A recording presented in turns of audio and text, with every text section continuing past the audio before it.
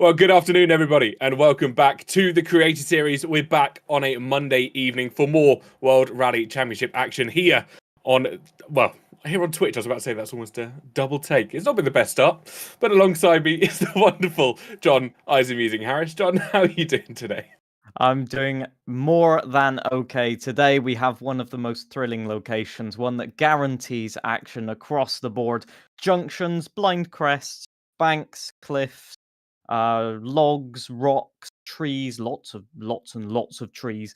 Need I say more? Yeah, it's a tough rally, especially. It might not seem it. It seems very open for a lot of parts of it, but there are cut down trees, there are rocks, there's almost cliffs in certain parts as well. So it can really catch some drivers out. Indeed, and we are doing it in one of the fastest car classes in the game as well. The WRC class, which spans all the way from 1998 in terms of cars, from 97 in terms of regulations, all the way to 2011. And those cars take no prisoners. They are very, very fast. You have to have a lot of commitment, and so the drivers will have had to, put on their best performance today. We'll see if they can get close to that best performance. Yeah, it's going to be a challenging one for a lot of our drivers. I think we've got a couple of new faces in for today's broadcast. We'll go through them, of course, as we see them appear on your screens, but I don't think we're that far away from starting. As you can see on your screens now, we have our creator standings. Vlemba, our Season 2 champion, maintains their lead at the top of our standings, 60 points to his name. My co-host for this afternoon, Isaac Musing, on 44, and a considerable gap back to some of the other drivers. We have Ancephalosis, Kamikaze, Punju, all within the top 5, and then Eritech, JJ, Dark Viper, Jam, and Adam Sanderson rounding out the top 10. Yeah, it's been sort of a topsy-turvy season for some of our drivers. They've had some really good results and some results that have disappointed them. The top of the standings, Vlembar, obviously, at the moment, uncatchable, but he's gone for a different car choice in this one. Not the meta car choice, as we'd say. He's gone for the Citroen Zara, which is a bit down on power compared to the C4 and Focus 2008 and Subaru 2008, which are kind of the best car choices to have for this rally. Despite what you might think with a lot of junctions and all that, it's not actually grip that matters the most here. It is power. There are a lot of hills, a lot of elevation changes, and so you need that extra 2 or 3 horsepower to get all the way up the hills and up, into the acceleration zones, up the gears. And I think we got a bit of footage here of Punju in the shakedown already. He appears to be driving very leisurely, so saving the tires, I'm presuming. Yeah, I'm assuming that's what he's doing, just trying to find a feel round here in Rally Pacifica. Not quite sure what he's learning from this. Maybe just trying to get the extra set of tyres, make sure there's no additional damage to that Mini when he reaches the end of the stage. So the way you drive in this game does impact tire wear. We've done quite a bit of testing in the background, and it does have a considerable difference. So if you're sort of worried, let's say, that the tires won't make it to the end of a stint, especially after doing shakedown, you will drive like this, just through the stage, without sliding, without losing traction, without pulling the handbrake, just to get to the end on the freshest set of tires possible. They do that in the real life WRC as well. We've seen famously, I think on one, I can't remember if it was 21 or 22, but the Hyundais took a set of hard tires on a tarmac rally when it was raining like torrential rain, and just tiptoed through the shakedown. But at the end of the day, they had that extra set of tires to use, and it did them very well during the actual rally. So strats upon strats upon strats. You learn something new every day, because I'm normally one that will send it in the shakedown, probably cause a lot of damage to the car, and then have quite a large undertaking for our mechanics before we get going. But you can see there a few drivers just getting their cars all set up, prepped and ready. Ancephalosis. Now Jam taking the Mini as well in a beautiful, is that a lime green livery? I think Mr. Bean-esque livery on this one. That's what he was going for in any case. I'm not sure whether to laugh or cry at that, to be honest. It looks glorious and diabolical at the same time. Yeah, on your screens at the moment, G-Watts in the Subaru Impreza 08 as he's going through I'm assuming that's also his shakedown. Looks very similar to what Punju did mere moments ago in a very short stage. If it's anything longer, yeah, definitely on a shakedown as well. Taking very similar style, just taking it nice and easy on the tyre. So I think a lot of our drivers might have been talking before the broadcast. Yes, it certainly seems most of them going for hard tires. So obviously there's I think on stage 2 a very very long stage. So the correct strategy, if I'm not mistaken, is for the first 2 stages to be on the set of tires, hard compound, and then another. I think it's 3 stages or 4 stages on hard compounds, and then we get the rain. The rain is the real big problem at the end of this rally. It becomes torrential rain, and which is very characteristic of this location, as we have Punju on the start line and away into the stage, and you can already tell the difference up into 3rd, 4th gear straight away. This is him flat out. Yep, it is indeed. He now wants to go for it and take top of our championship standings this afternoon. Of course, stage number 1, 14.6 kilometers for them to endure, and remaining dry in the opening stint. So a lot of dust, a lot of dirt for our drivers to handle. Almost polar opposite from what our drivers will have later on in this rally. Indeed, yes, that's going to be the main difficulty, really, finding a setup that gives you enough sort of stability and rigidity in the faster conditions without the rain, but maybe having even a second setup to apply to the car in service, so that you can have a softer, more forgiving setup when the rain arrives, and it will arrive very, very rapidly. It'll be like a switch, just going from dry to instant storm conditions, and I think it's at night as well. So that's going to be very, very interesting, quote in air quotes, put it that way. But for the moment, very sunny weather, nothing untoward, and it looks like Punju is actually having a lot of fun there. He seems to be just at one with the car at the moment. He does indeed. He knows how to have fun in this rally course, and especially on any rally course that we do here in the Creator Series. It's going to be interesting, and he's definitely got the setup for it. I don't know if any of you have ever seen Punju's streams, a man with 3 monitors for a pretty much complete surround of where he sits, going through all the cut down trees here in Pacifico, and they're quite easy to catch the car on and potentially flip as well.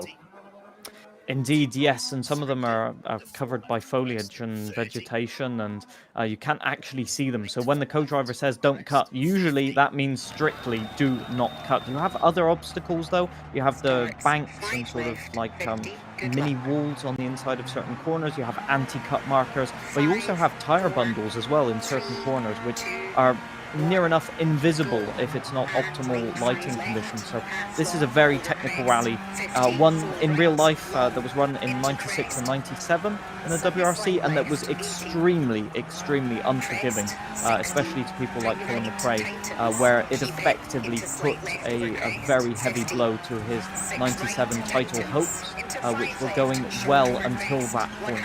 So, yeah, a rally not for the faint-hearted, and our creators here are going to have to just get on with the task if they make a mistake and not let it get to them. Yeah, obviously on your screens at the moment is the newcomer for this afternoon, at least one of the newcomers, Quats. I'm going to call him for his proper pronunciation from this point in. He's doing rather well at the moment as they head through the stage. Dark Viper on the right-hand side, so both of them launching into stage number 1, I want to say, at a very similar time. Indeed. Yes, and we have an interesting hair choice here from Dark Viper. That's a new hairdo, I think.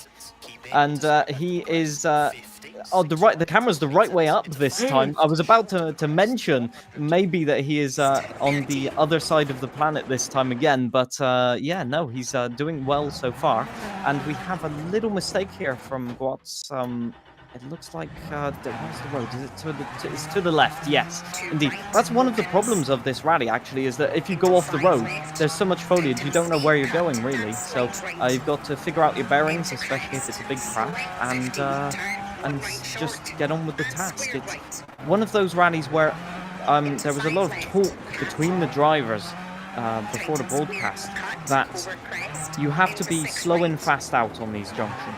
There's a lot of times where you can just take too much speed, and with very, very low grip on this gravel surface and with the grass on the outside, you can just slide and keep sliding, especially in the rain.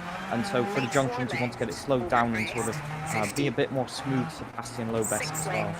Yeah, you do indeed, of course. I think what happened to Quats there, they couldn't find first gear, obviously in manual. I'm assuming they're in manual gears because they were trying to rev in neutral for a long period of time. But Dark Viper just making their way through a similar spot, of course, both of them on the opening stage, stage number 1. And we will be seeing a lot of drivers just getting their feet, well, finding their feet here this afternoon.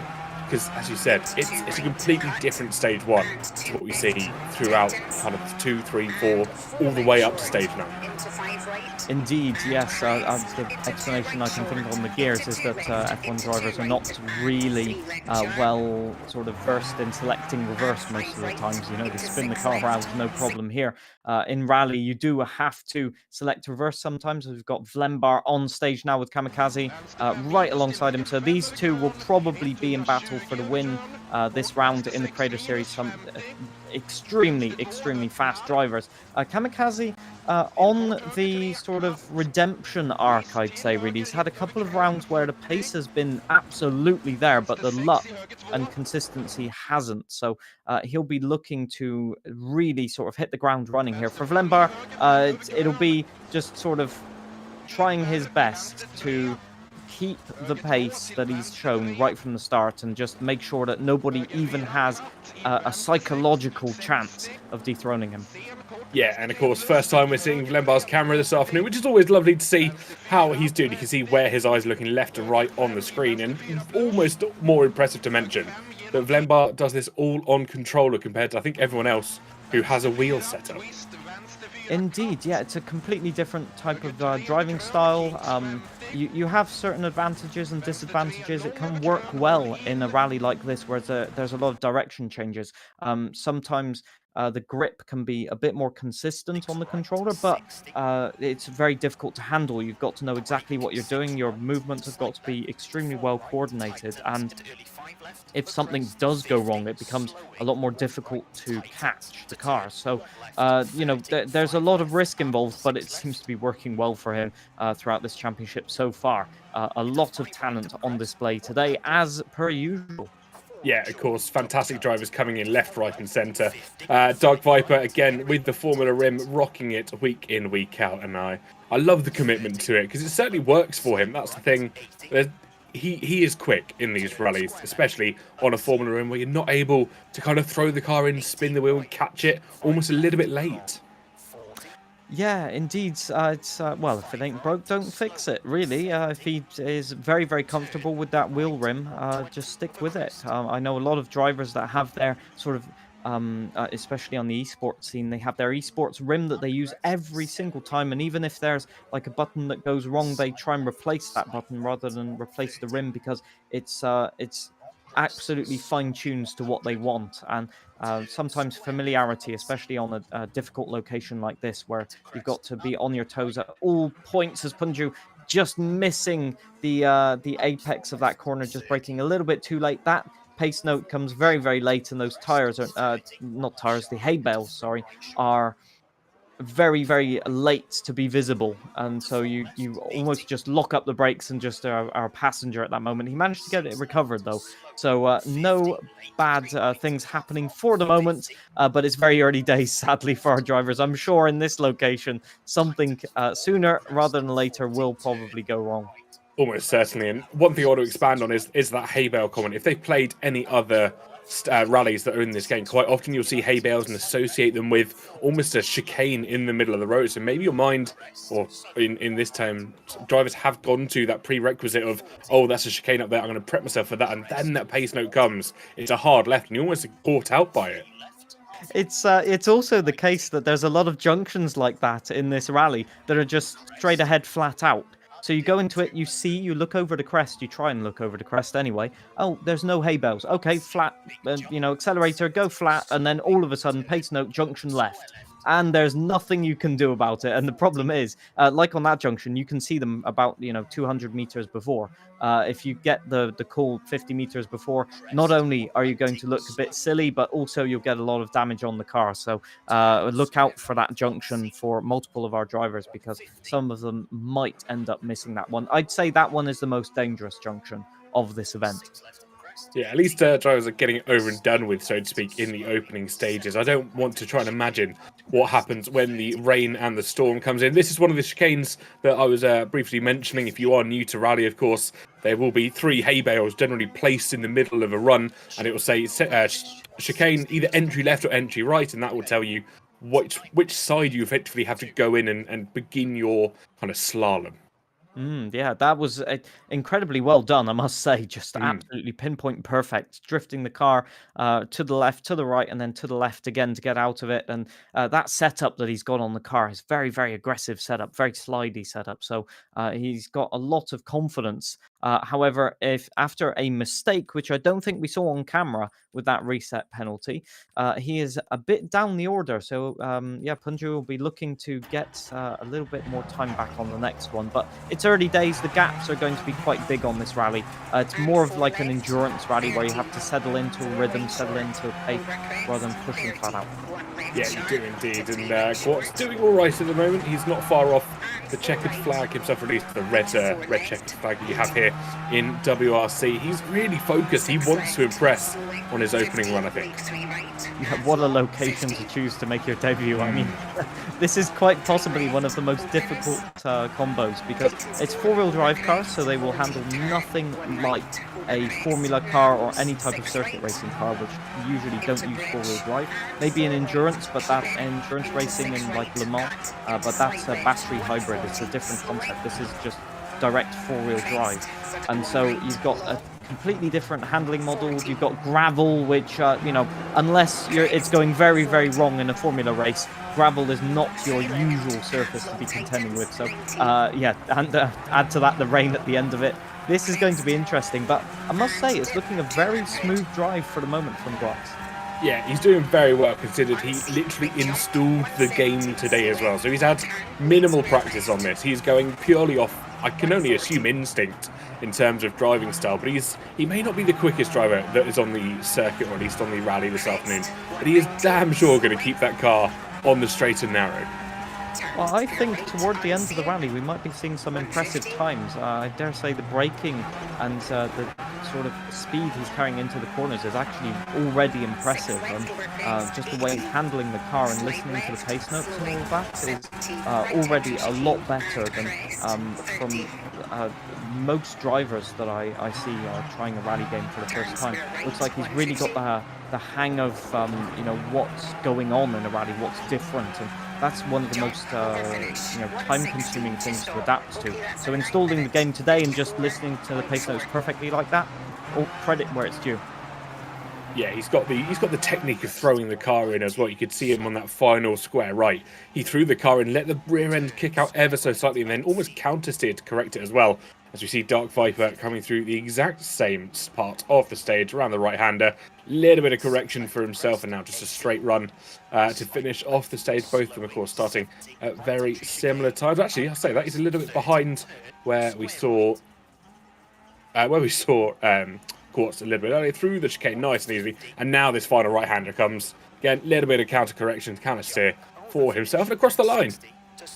It's always in these junctions that you see the difference in driving style so much. When it comes to the fast stuff, everybody takes a bit the same style. On these technical tracks, you can see Dark Viper using a much more aggressive style, let's call it, than Glutz. And you know, people like Punju, who are very, very used to the sort of ins and outs of rally at this point, you'll see them being very, very aggressive. Maybe too aggressive on that junction, but I got away with it somehow.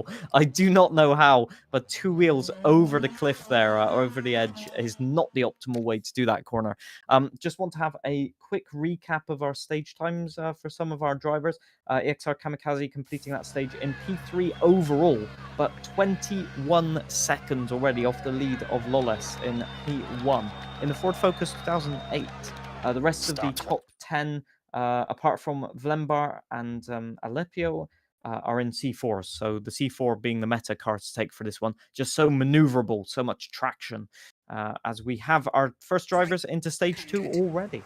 Yeah, I think Vlembar's in the Xara from what I've seen. He's in a Citroen, but he's in the Xara for this afternoon, finishing P9 in stage 1, about 28 seconds off the lead. Lols has really put the gauntlet down once again this week. Yeah, the Zara is, or at least in real life, it was the tiny bit more maneuverable car. I remember Sebastian Loeb saying that he preferred the Zara to the C4 just because of how nimble it was. But the C4 comes with a lot of advantages, better differentials, more advanced differentials, being that it's a few years on in terms of time. And also the fact that it comes with a few extra brake horsepower, which is very, very awesome here. As we see Vlembar making a small mistake there, just having a look at the replay there, maybe a couple of seconds lost, but nothing too bad. At least I think all of our other drivers would take his time on the leaderboard, that's for sure. Oh, almost certainly. I would in a heartbeat, but it's a very uncommon mistake from Vlembar, that, and it makes sense why they're going back, taking the learning opportunity from it, seeing what happened, potentially what caused it as well, and being able to apply that to the 8 stages that remain in this rally, because that is really crucial if you want to get those top times.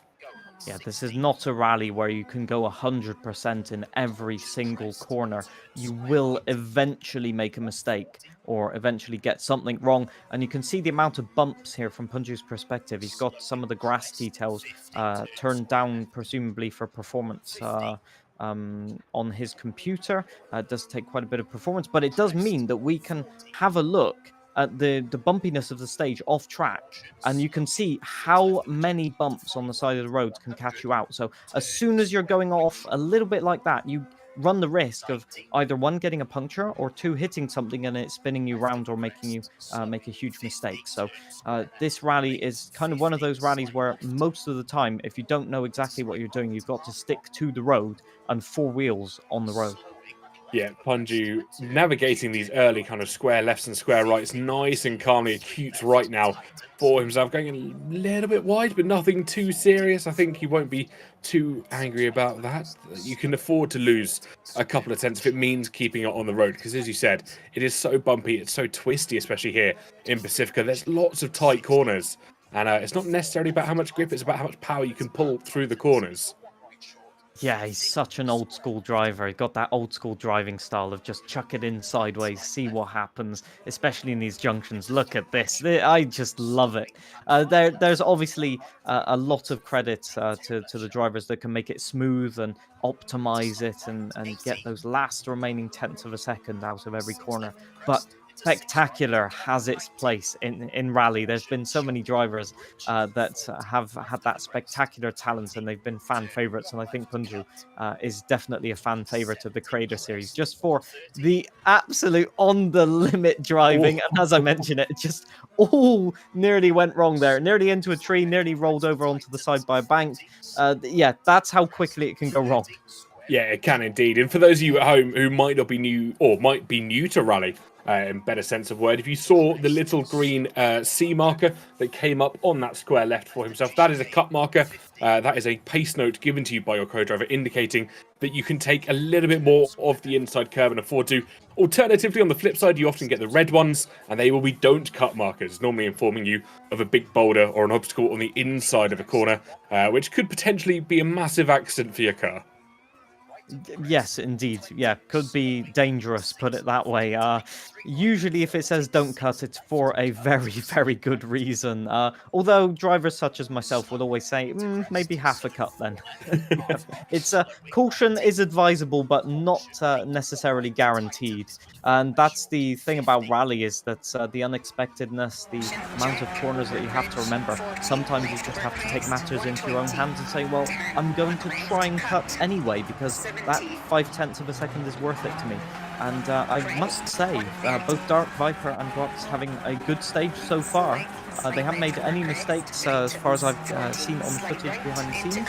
And so they are, just motoring through the rally at the moment. This is very encouraging to see, as I'd probably mark this one down as the most difficult of the season.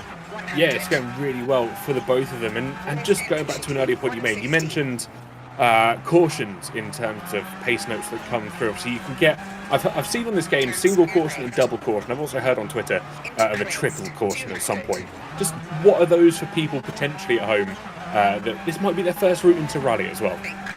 So usually caution is to mark that there is some sort of obstacle, but it is not too dangerous, right? Say a wall that you can spot on the inside, a rock that's very visible.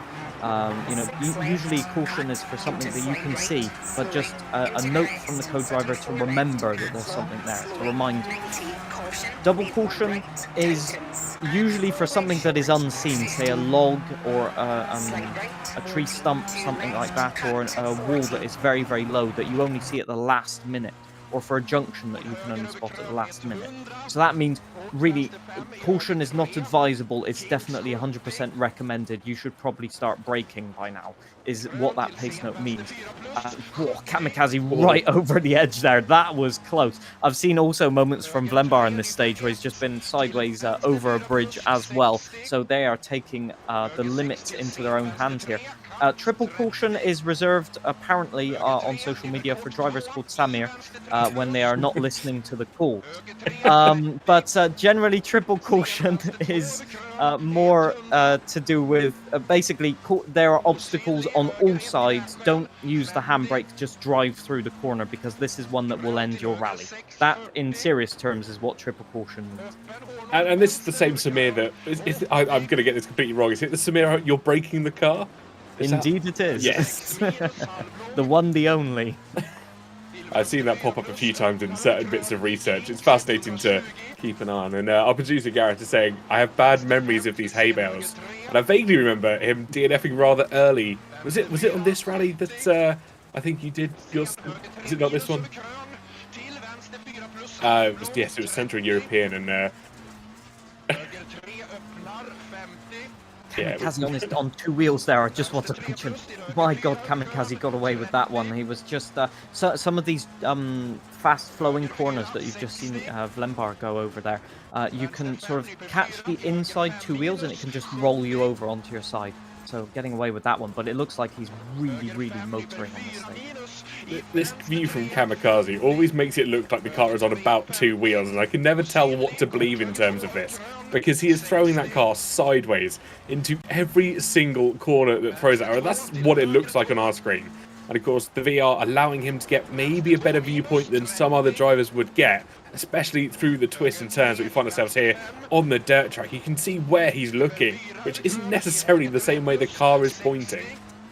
Yes, a bit like in the Formula races, we've seen... Oh, that was very, very lucky as well. And we've got Dark Viper in one of the junctions just done a barrel roll as well. So that's two different ways of it happening. He recovered that one very, very well, it must be said. But yeah, it can go oh so wrong on those junctions.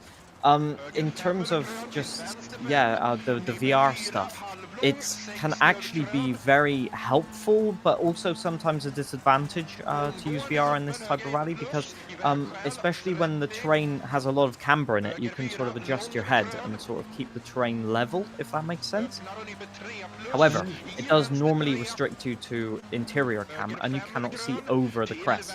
So it has its advantages and disadvantages. I guess the idea being is, as I say, oh my goodness, what are we seeing? There was a decent chuckle from himself there as he fails to find first.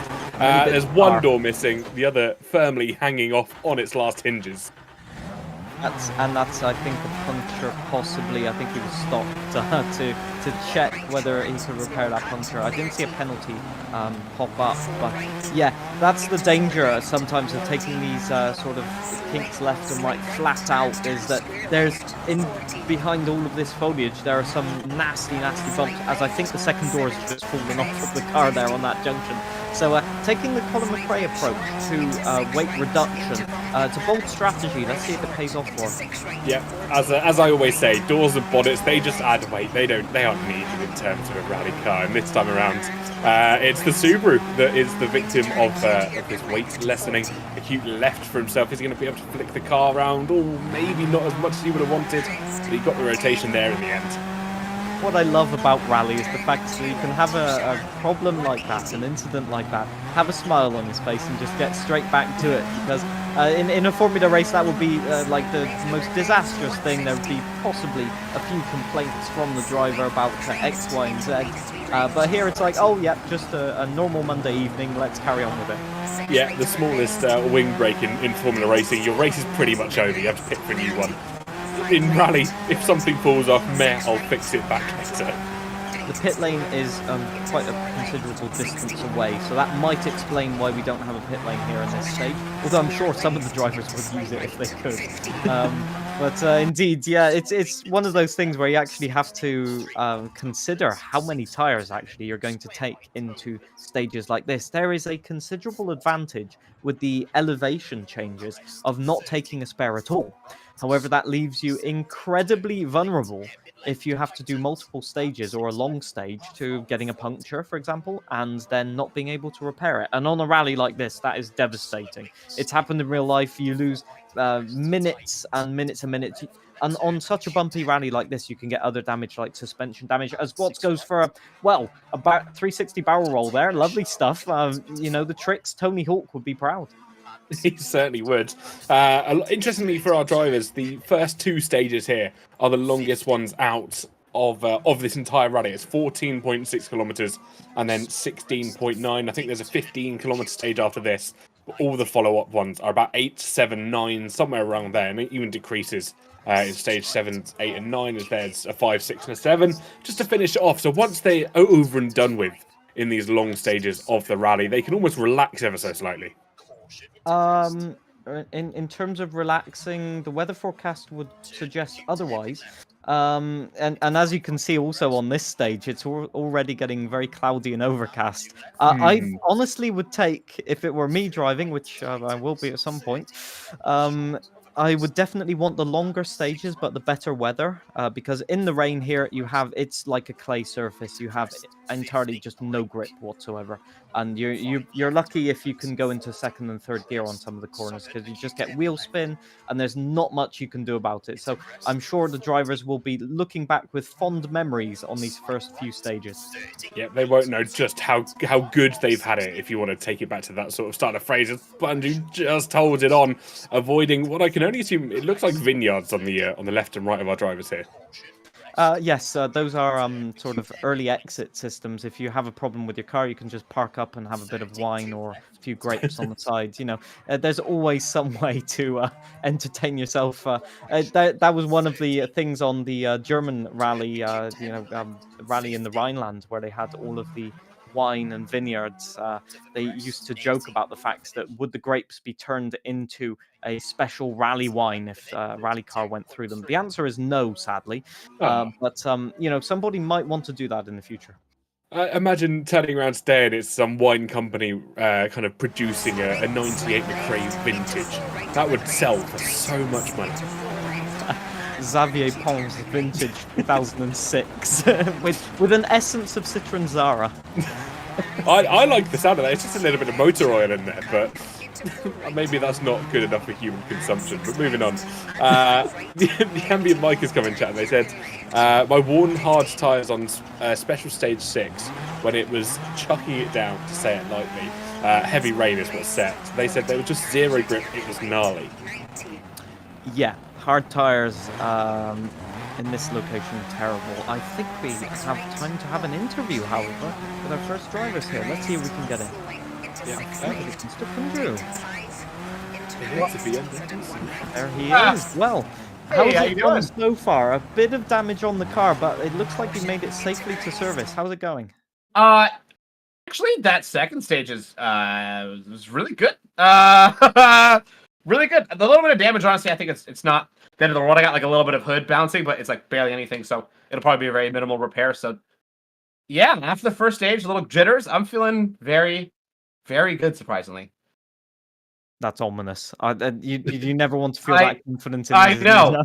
I don't like it. Yeah, I'm a little scared, but you know what? If we just keep being chill and maybe we can at least make it to the end with little damage, right? True. A good question for you, actually, that we were discussing just before. Uh-huh. What do you prefer? Longer stages, good weather? Shorter stages, rain? Ooh, I'd prefer longer stages, bad weather out of the two. But I'd say the longer stages for sure. I feel like I just get into a groove a little bit better. On a short stage, I almost feel like pressured to like really nail every corner. Because like you only got a couple shots to do it, right? Like you got to make every single corner count. But on a long stage, I feel like I just relax more and just let the rally come to me. So I'd say the longer stages for sure. I love that. And you've got there's 2 more dry stages at the moment, and then we head into I think, as you've described it, wild weather for the rest of The this round. storm. Yes, yes. So the way that, obviously each round is kind of like simulated like a rally weekend, right? With like multiple days, as you would kind of think of, like rallies usually have. And so day 1, as you can see right now in the background, it's starting to get a little bit cloudier. Each stage gets cloudier and cloudier through day 1. Then overnight, it switches into like a torrential downpour storm. And so I'm very excited to wake up in the morning, one would say, to the torrential downpour. I'm stoked. Stoked. I didn't know we had a nap time in the broadcast. That's cool. I know, when's that? Yeah, pull out your cots, your mobile cots, and just take a little nappy. Absolutely. What do you guys call it? Get some kip? Is that the phrase in Britain? It's one of them. One of them, yeah. And one of the very, very many. Let's put it that way. I'm a genius. We call it get some Z's. Well, I hope that it continues the way that it's currently going for you. It looks like you're setting some blisteringly fast stage times. Definitely not a jinx from my part, so we'll gloss over that. And yeah, but this is one of the rallies that you love with the Mini, so I know you'll enjoy every single bit of it from start to finish. Yep, except for what was just on the replay of me hitting a tree. Outside of that, it's been great. So yeah, I'm stoked. I think it's going to be really good for the rest of the rally. I'm excited. Amazing stuff. Well, best of luck, dude, and we'll catch you in a little bit. Thanks, y'all. Appreciate it. See you soon. Well, I think we were going to get Gortson. Unfortunately, they've muted a little bit last moment. We have, though, got the man with the freshest hair on the scene. Yeah, what are you thinking? F1? F1?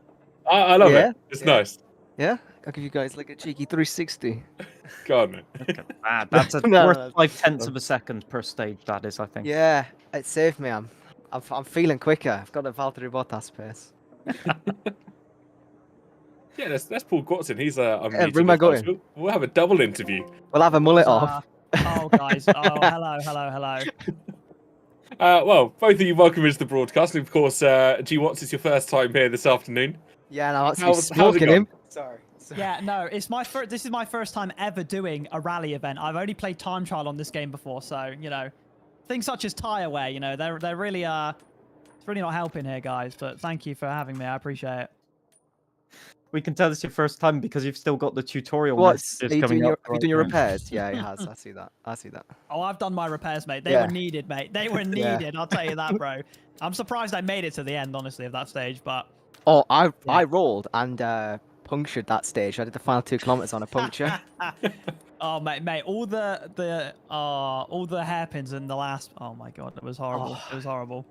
I remember one time my car was like pitched forward and I was like facing the ground because I took too much speed and I was like, I'm dead, but I somehow survived. We've come in to be interviewed and we're just chatting about the stage. Well, my question this was is what you want to know. My question was going to be along the lines of what you were discussing. What's worse, Indonesia or Monte Carlo in Monaco, the track? Oh, mate, this is unbelievable. I actually love this. This is like a roller coaster. I think You've that's got the to thing. agree. It is actually fun. Like, Yeah. I wouldn't be here if it wasn't fun. It's just, yeah, it's just like, I don't know, man. It's not a good feeling when like you see the pace note for a late like a hairpin, but you just don't register it in time, and you're just braking slide into. Yeah, it's just. I think this is more fun than Monaco, definitely. I would say, but it's very challenging. Still no places for overtaking. So are we going to see maybe some cautious pace, or are we going to just keep it flat out from both of you? Flat out, mate. Fierce rivalry, yeah. We're going flat out. We're doing it stage by stage. Who cares about the overall time, yeah? I'm 2-0 right now, though. 2-0. Yeah. Cool. I haven't actually figured out how to... I'm still on the same set of tires I started on, alright, Viper? Yeah. So keep that in mind, mate, alright? So, I think we did it wrong, by the way, because we've got 2 sets of mediums. Everyone else has 2 sets of hards. Yeah, no, we've definitely messed that one. I've only got 1 set of each, mate, so I've definitely done something wrong, bro, but we're going to work it out. Yeah, we figured it out. We're going to work it out. Okay, we've actually got a start, mate, so let's get going. Yeah, thank you, guys. Thanks, guys. I'll see you in a bit, alright? Thank you, guys. I don't think we've ever had an interview where they've interviewed each other for us. Very easy to find the question, to be fair. Just got to follow the discussion, yeah. I think they're in more danger than they realise with those sets of tyres. Only having 2 sets of tyres is terrible with a rally like this, which has low grip and very high tyre wear. So their strategy of pushing flat out on worn tyres, that's let's point it as an interesting one. Yeah, it's almost going to be like running slick tyres in the wet weather. If you've played any of the Formula 1 games, it is almost impossible to compute it. And I think at the moment, they won't be too caught out. Of course, the next two stages staying at least overcast for the worst part. It's when you hit stage 5, when the storm comes in at sunrise. Yeah, the heavens open, literally, just as you look out of your hotel window or out of the tent, depending on your budget for a rally team. Will not bring joy to any of the drivers' faces, I'm sure, but they're prepared for it. They know exactly what's going to happen. And indeed, it's a difficult rally to start for your first rally. What an incredible task. Yeah, there's a lot to try and understand here, of course. I think it'll be interesting to see how they both cope with not only potentially the dark, because Dark Viper's managed overnight stages before, whereas Gwatz probably hasn't. And to add on top of that, the thunderstorm that is about to hit them. I've run my stages already, and it was almost impossible to see out of that front window. Yeah, you've got the rain on the windscreen, which is something that unless you're running with like a visor cam in some sort of circuit racing game, you don't really get the streaks of rain, just hampering your vision to the point where you can't see anything. That does happen in this game. There's no way of avoiding it apart from going to a camera where you don't have that feature. But if they drive the interior camera like this, it's going to be the longest stages of their lives, even though they are shorter stages. So stay tuned for that, because it's going to be interesting to see how they cope with it. Obviously, a lot of things different in this stage, because you've got quite a few of the crests into junctions, but the varying tempo of this stage now will really catch out with some of our drivers here. Obviously, Gwat's saying in the last stage, the hairpins at the end, when you don't know about them, they are very, very difficult to contend with, because blind hairpins, you don't exactly know which junction to take, and some of the roads are even off camber, so you've got everything mixed into one with this rally, which is possibly why it didn't stay too long in the WRC, because it had quite a few complaints actually about being too much of a car breaker and an expensive rally to run for rally teams in terms of parts, but also in terms of distance. Although I have heard, actually, from memory today, looking at news articles, that it's possibly coming back in 2026. I'll add that to the list of things that we absolutely love to see, but I just want to take you back, because for a moment there I didn't quite believe you. I've never heard of motorsport drivers complaining about anything. Surely that must all be made up. I'll quote a certain video of Marcus Grunholm complaining about the 307 only having 3 gears. After winning the most famous stage of Rally Finland in Poja. Yes, rally drivers do find stuff to complain about, especially if your name starts with Sebastian. in more disciplines than one as well, which is rather ironic. We are on board with Dark Vibe here, going through almost like a little town settlement. I'm not quite sure what it is, but it's a lot of 90-degree lefts and rights for our drivers to contend with here, and you just have to throw the car in left and right. I always thought this was like a logging company or something. That makes sense. I mean, it makes sense in the middle of a forest, doesn't it? A rainforest. So now that you say it, combine one together. I wouldn't want to be the home insurance provider if these were homes, though. No, indeed. Yeah, the insurance must be sketchy around here. For sure, I think we've seen so many videos of like the Irish Tarmac Championship or even British Rally Championship in Wales sometimes. We've got a house just on the outside of the corner and they just go straight through the barn door or the garage door. Famously in Ireland, I forget which rally it was, but it was a few years ago, one driver competing actually managed to go through his own garage door of his own home and just park the rally car exactly where it was, minus a garage door. That's so impressive. And if you have been watching the drivers on screen at the moment, you'll see just how close Quartz and Dark Viper are as they head through the stages. Both of them pretty much not even split by a second. Both of them were 3 minutes 59 and then some change regarding the two of them. So this is going to be a sensational battle through the 9 special stages. I'm seeing double. There's a problem, I think. No, this is absolutely incredible to see how evenly matched they are, and sometimes how the lines are exactly the same that they are taking. There must not be more than a second in it, and for such a long stage, we're looking about a 10-minute stage time here for them both. It's incredible to see just not only the level of speed that they're carrying into the corners, but also the consistency as well as Dark Viper. Nope, I didn't jinx it. We're fine. I thought I was going to do a double jinx there into that corner. They both looked a little bit wild. I'll tell you what, this really speaks to Gwatz's ability to pick up a rally title and just absolutely extend it, because Viper's been here for a few weeks. We know he can be quick in and out of any stage that he really puts his mind to. Gwatz has literally downloaded the game this afternoon, and he's keeping up with Viper. It's beyond impressive. I will say that this is like top tier level driving that I'm seeing already, and you can actually see he's getting more and more confident as he goes along, and this is almost ominous, I'd say, because we know how great a driver he is on the Formula games. So if his level has started at this level and can only go upwards, we're looking at a contender here. Yeah, we are indeed. There's a couple of people in chat. I just want to quote them as well. So Scar and Ambient Mike both in chat saying, so Ambient Mike says really smart driving by the looks of it, completely agree. And Scar's come in with their compliments saying it's very, very impressive. I don't think there could be any other words apart from that, could there? To not overshoot every single junction is already better than what I was doing, talking about overshooting the junction. There goes Dark Viper straight down the escape road, and that is very, very common. I do like the fact that I chose the exact right timing to talk about that subject. But it's all in the plan. You know, I have a script here, telling me exactly what I've got to say at the right time, obviously. It's such a tricky location, as we've seen. Some of those junctions, you think you've got the grip, you just hit the brakes, lock up, and then just go straight off into Narnia, and you think, oh, okay, time to reevaluate my life choices here. So yeah, there's a lot of stuff to do on this rally. There is indeed, and of course we're still in dry conditions, as we're going to mention over the next couple of stages. It's only going to get harder as Gwatz just keeps it on the edge. What's Viper going to do in a very similar situation? The left-hander can catch drivers out. He's kept it together as well. That's a neat little bit of driving from the both of them. You can see how much time a mistake costs you on this rally, because now Gwatz is about 3. Oh, that's a... Wow. Okay. Confident cut right there. I don't even think I have confidence. Well, it's most definitely intentional. There was the small, micro correction of the steering wheel. He saw the gap. He went for it.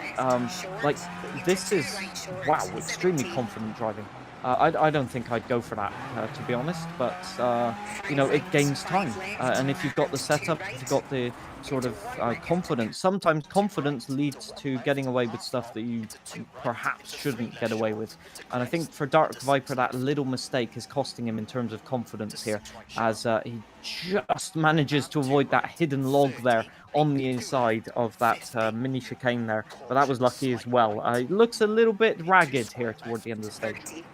It does indeed, and we've spoken so many times in the previous broadcasts about how crucial it is not to overdrive the car when you make certain mistakes like this, because the minute you make that tiny mistake, the minute you spin the car around, maybe not quite get it the way you want it, you're always going to be chasing that lap time down, and you've got to be so careful not to almost overdrive the car, as once again hits the one on the right hand side, it keeps it together, but you don't want to try and recover that lap time or the sector time back, because you almost face a higher risk of damaging the car more.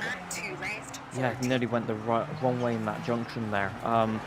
Definitely on this type of rally, if you damage the car, one of the things that can happen is you get suspension damage, and then that leads to the car bouncing a lot more, or not absorbing the bumps in the correct manner, and so you just end up bouncing on the road, off of the roads the next time, which leads to more damage, which leads to more problems, which leads to even more damage. So it's happened a lot of times in the past where a lot of dampers and suspension components have failed in the very adverse conditions, especially back in the late 90s of the Group A regulations.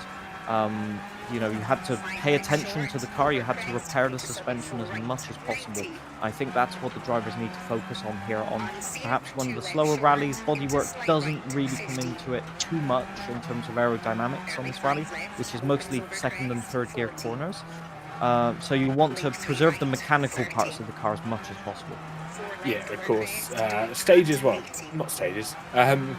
repair areas come quite thick and fast here in the Creator Series. We have them every 2 stages or so for the most part. I think sometimes we'll have a 3 break in between, at least in previous seasons gone by.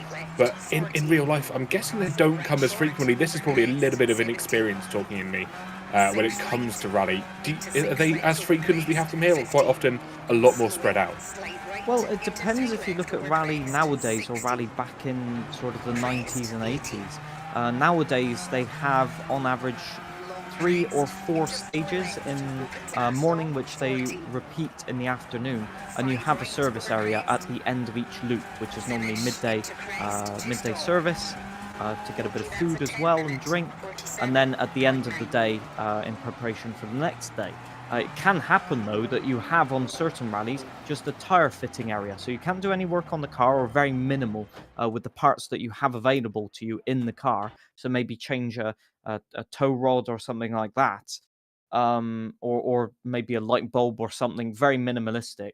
So there's a lot of limitations on what you can do, and driving through the stages, especially if you get a puncture early on, you have to preserve the car. We've seen it multiple times this season already in the WRC, where the drivers got to the end of the stage and said, I've got a puncture, I've got no spares anymore, I'm just going to drive through at road pace now because I need to actually reach the end of the rally. Encephalosis, really just getting on the wrong side of the grass there, quite literally just putting 2 wheels on the grass and sliding straight into a tree. This grass is deceptively slippy and it can go ever so wrong. But he has reached the end of the stage, and we've got a time in for Vlembar, 14 seconds off the pace. I'm sure he'll be a bit frustrated by that time, but I mean, 4th overall in the Zara is incredibly fast. You've got to say that much. Just to finish off on my points of the service areas, back in the 80s and 90s, it was very, very common to have quite literally a mini service from the team with like a team service van after every single stage. And most of the drivers changed tires after every single stage for one of the dozen compounds that they had in the van. And one of the regulations in the 2000s was to limit the sets of tires, limit the compounds, limit the services, to limit the costs. I guess that makes sense, trying to make rally almost more, I want to say affordable to head into, but as a sport, it's probably quite affordable anyway if you compare it to some of the higher spec series, maybe some of the Formula series, if you look kind of up and down the championships there. But it's fascinating to see how it has changed over the years, over the various years, over the seasons that have gone by in time, and just how much it's adapted to modern day. Yes, I think it was a bit like in Formula One, really. The call from manufacturers to limit the costs. You had, in Formula One, you had a race between Ferrari, McLaren, and even Red Bull at the time, in the late 2000s, really, in terms of spending. You had a lot of manufacturers like BMW, Sauber at the time, that were putting vast amounts of money. I think Toyota as well had the biggest budget of all teams, and they had to come together and agree to some format to limit the costs. Of course, we know that now as a testing ban, a limit on budget cap even nowadays. In WRC, there is no budget cap. However, there's a testing ban that's been in place since, I think, the mid 2010s, if I'm correct. I think even 2011 it came into effect, if I'm correct. And there's quite a few limitations on how much development testing they can do. And so there's an agreement in place, a bit like in Formula One, just stemming from the fact that in the mid-2000s, manufacturers like Citroën, Peugeot, Ford, and Subaru were just putting exorbitant amounts of money into development. I guess when it came to winning the championships of various things, especially when it came to rally, because if you had the opportunity to fine-tune your car over a lot of money and a lot of hours, that really paid off in the real world with the amount you got paid out from these championships. And it's quite nice in a way that they've been able to pull it back, regulate it, so everyone gets a fixed amount of time, so to speak, so the competition is extremely close. Yes, it also does have a few drawbacks, however, because one of the most common things which would happen was a manufacturer would go off to a test venue, say Rally Acropolis in Greece. You'd go off to a location either in Italy or Greece where you've got the same conditions and do 4 or 5 days worth of testing with 2 or 3 cars, rotating the drivers and sort of stress testing the cars until they broke.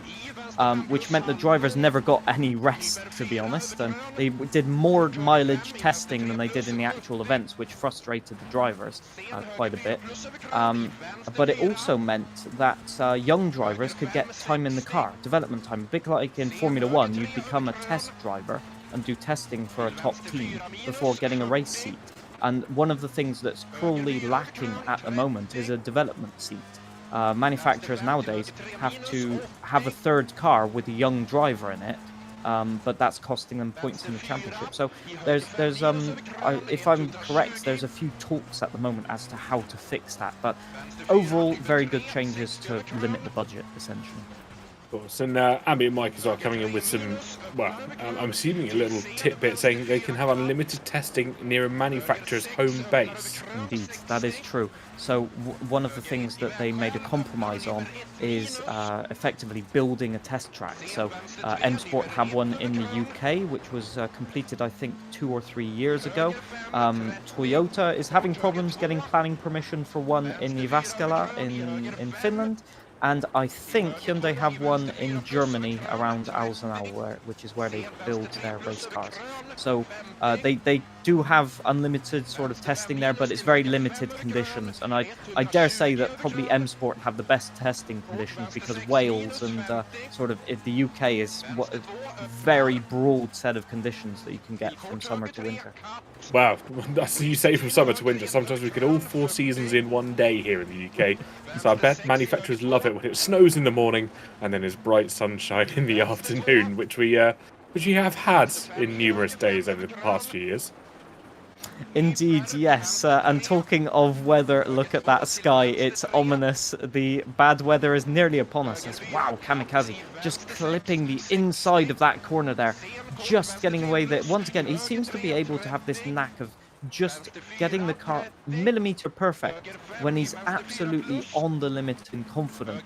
And we've seen this multiple times in past seasons where he's driven a faultless rally, and then we've seen rallies where he's made a mistake on the first turn or the first stage, and it's gone from bad to worse, really. So it's got off to a good start, and I hope it carries on for him, put it that way.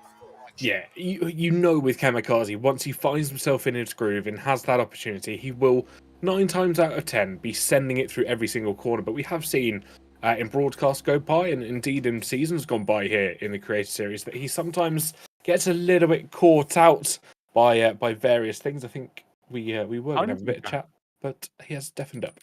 That's a good time from Jam there in the top 100. He looks very, very happy with that. 40 seconds off the pace is, it's very deceptive because the top 5 are already like 20 seconds off. So you're realistically only a 10 or 15 seconds off of some of the top times. So that is incredibly good.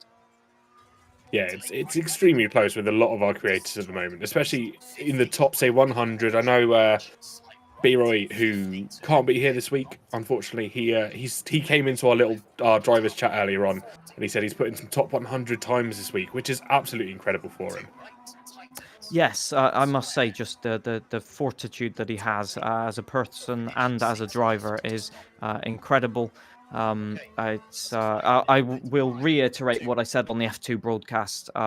A very, very tricky time for him. We are still thinking of him as a community, and just wish him all the best for him and his family. Yeah, 100%. And we look forward to welcoming him back, because he always brings such a light to these broadcasts, no matter if he's up towards the top or he's normally further down towards where I end up being on the leaderboards. He has such a laugh, and he has such a beautiful way of bringing himself.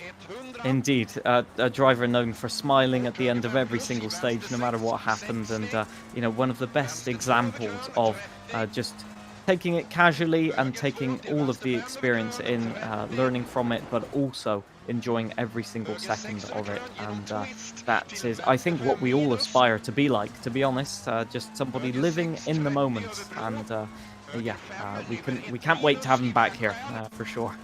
Yep, indeed. I think it's about time that we pulled someone in for a little bit of a chat. We're going to have Jam in to say hello. Jam, welcome in to the broadcast. How have the opening stages gone for yourself?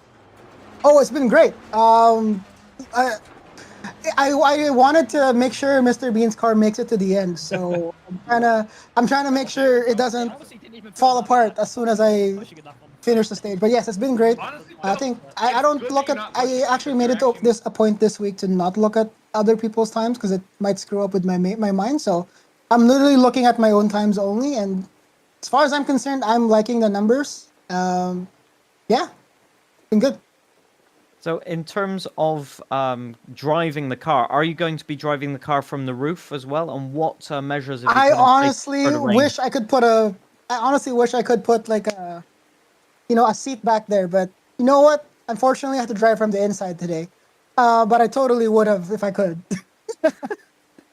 How are you feeling when with the rain now upon us? What's your confidence levels like?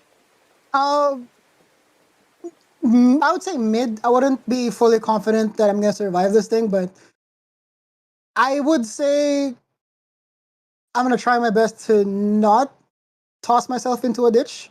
Um, Mr. Bean might not like that, but at the same time, uh, being part, I grew up in this weather. Honestly, like I grew up in Asia with this stormy weather, so I don't know if that's gonna help or that's gonna make my confidence go to the roof and make me fail. So we'll see how that pans out. Home advantage, I like it. We'll see. Well, we wish you the best of luck, dude, and look forward to seeing how you come out on the other side. Please bring Mr. Bean's car home safely. That's the goal. That's the plan. Thank you. Amazing stuff. Best of luck, dude. All right. I think we're gonna pull in. Let me try and read who we've got. Either Vlembo or Kamikaze. Well, John, I'll let you choose. We'll pull both in. Let's do another double interview. Well, Vlemba and Kamikaze, both of you welcome into the broadcast. Thank you. Hello. How have the opening stages gone for yourself? Some minor incidents, but overall, it's going pretty okay. I'm still pretty shocked how far off I am, but yeah, I guess this really is just won by Lawless already, I see. What about you, Kamikaze? Yeah, I feel the same frustration. We're getting through, but we are so far off. So, yeah, Lawless has this in his pocket, and we are the guys we need to fight for the rest. And in terms of fighting for the rest, what's your confidence like going into the rainy stages? Difference in driving style, difference in setup. Is there anything you can change to make yourself go a bit faster? My setup is ready for ready for rain. Has been the whole rally. Yeah, so looking forward to it. I wish the cleaners done a better job in this one because the windscreen is so hard to see it out of. What about for you, Vlembar? Yeah, it's gonna be really tricky. The vision is gonna be really bad through the windscreen, so you really have to focus on what you can see and what you can use as reference, because yeah, it's gonna get really tough. I think for 2 stages at least, with stormy conditions, I'm not so sure how about the heavy rain. Maybe it's a bit better there, but I think it's gonna be fairly similar. So yeah, it's gonna be really challenging. And in terms of tires, I think we've got time for one more question. In terms of tires, how have you managed the sort of allocation of tires? Do you have a set of softer compound tires for these rainy stages, or are you having to run a compromise? I'm saving one set of mediums for the last 3 stages. I'm still using my hards for the next 2. What about you, Mr. Kamikaze? The same. Oh, okay. No split strategy. So it's purely on pace. Well, looking at the times, it's going to be close then. And so I think we can only wish you all the best of luck in these next stages. I'm already looking at some footage and it's quite wild, to put it that way. Yeah, and I think I really need to change from VR to the screen as well because my headset is dead for power. So I need to do that now in service. If I do that in stage, I will get retired. So yep. Well, unluckily. Sorry, go on. Well, best of luck to you both, and look forward to seeing you towards the end. Thank you. Thank you. Thank you both. It's incredible to see the sort of minute details the drivers have sort of considered in this rally, both going for the same strategy. They've considered it. They've picked out one that they think is the best. And yeah, I think both of them confident, but also not wanting to let the other driver know that they're not confident. You know, in an interview like that, where there's two drivers, the last thing you want to say is, I'm not feeling it. I don't think I'm going to push. Yeah, very true. I think there was a distinct difference between that interview that we had with, of course, Kamikaze and Blembar, and the one where we had the almost chaotic good natures of Dark Viper and Gwatson. Completely different in terms of competition. Both of them, of course, wanting to beat out the other, but slightly different in terms of competitive nature, shall we say. I think it's called PR trained versus non-PR trained. Yes, indeed. You can tell some drivers going for overall victory, other drivers just happy to be in the top 100 and happy to be beating their closest rival. It's very interesting to see the drivers unhappy with the top 10 overall before the rain. You know, the amounts that these drivers push themselves to in terms of performance, consistency, and just finding pace is incredible. The times, every week the game goes through, the times keep tumbling down and down and down. And it gets to the stage where you think they must be taking a different sort of line, maybe even straight lining the entire map, because the times are absolutely incredible from some of these drivers, and the talent is off the charts. It certainly is indeed. We've had a couple of people in chat that you may recognise as well. Lols came in saying, I did some bad rain stages because I didn't know some of them, which of course really might hamper not only the ability or the comfort levels going into it, but of course if you make a minor mistake, it's not as easy to recover some of them as well. Renegade Extreme didn't do so well, apart from the last 3 stages where it went rather well for themselves. And Felipe Matos, I hope I pronounced that name even vaguely right, saying they just finished their rally 68th before the stream was finished, and that's a very good time. Yeah, indeed. Top 100 is an amazing time, really. When you think, well, I was just about to talk about mistakes, Punju going off the stage there, thinking about the mistakes that you can make in this rally. You can get some mistakes where you get a puncture or damage, and that can cost you minutes of time. So finishing in the top 100 shows consistency and pace in equal measures. So yeah, a lot of reasons to be proud of that. Punju is absolutely throwing everything at this stage and the kitchen sink to try and drain off some of that rain, I think.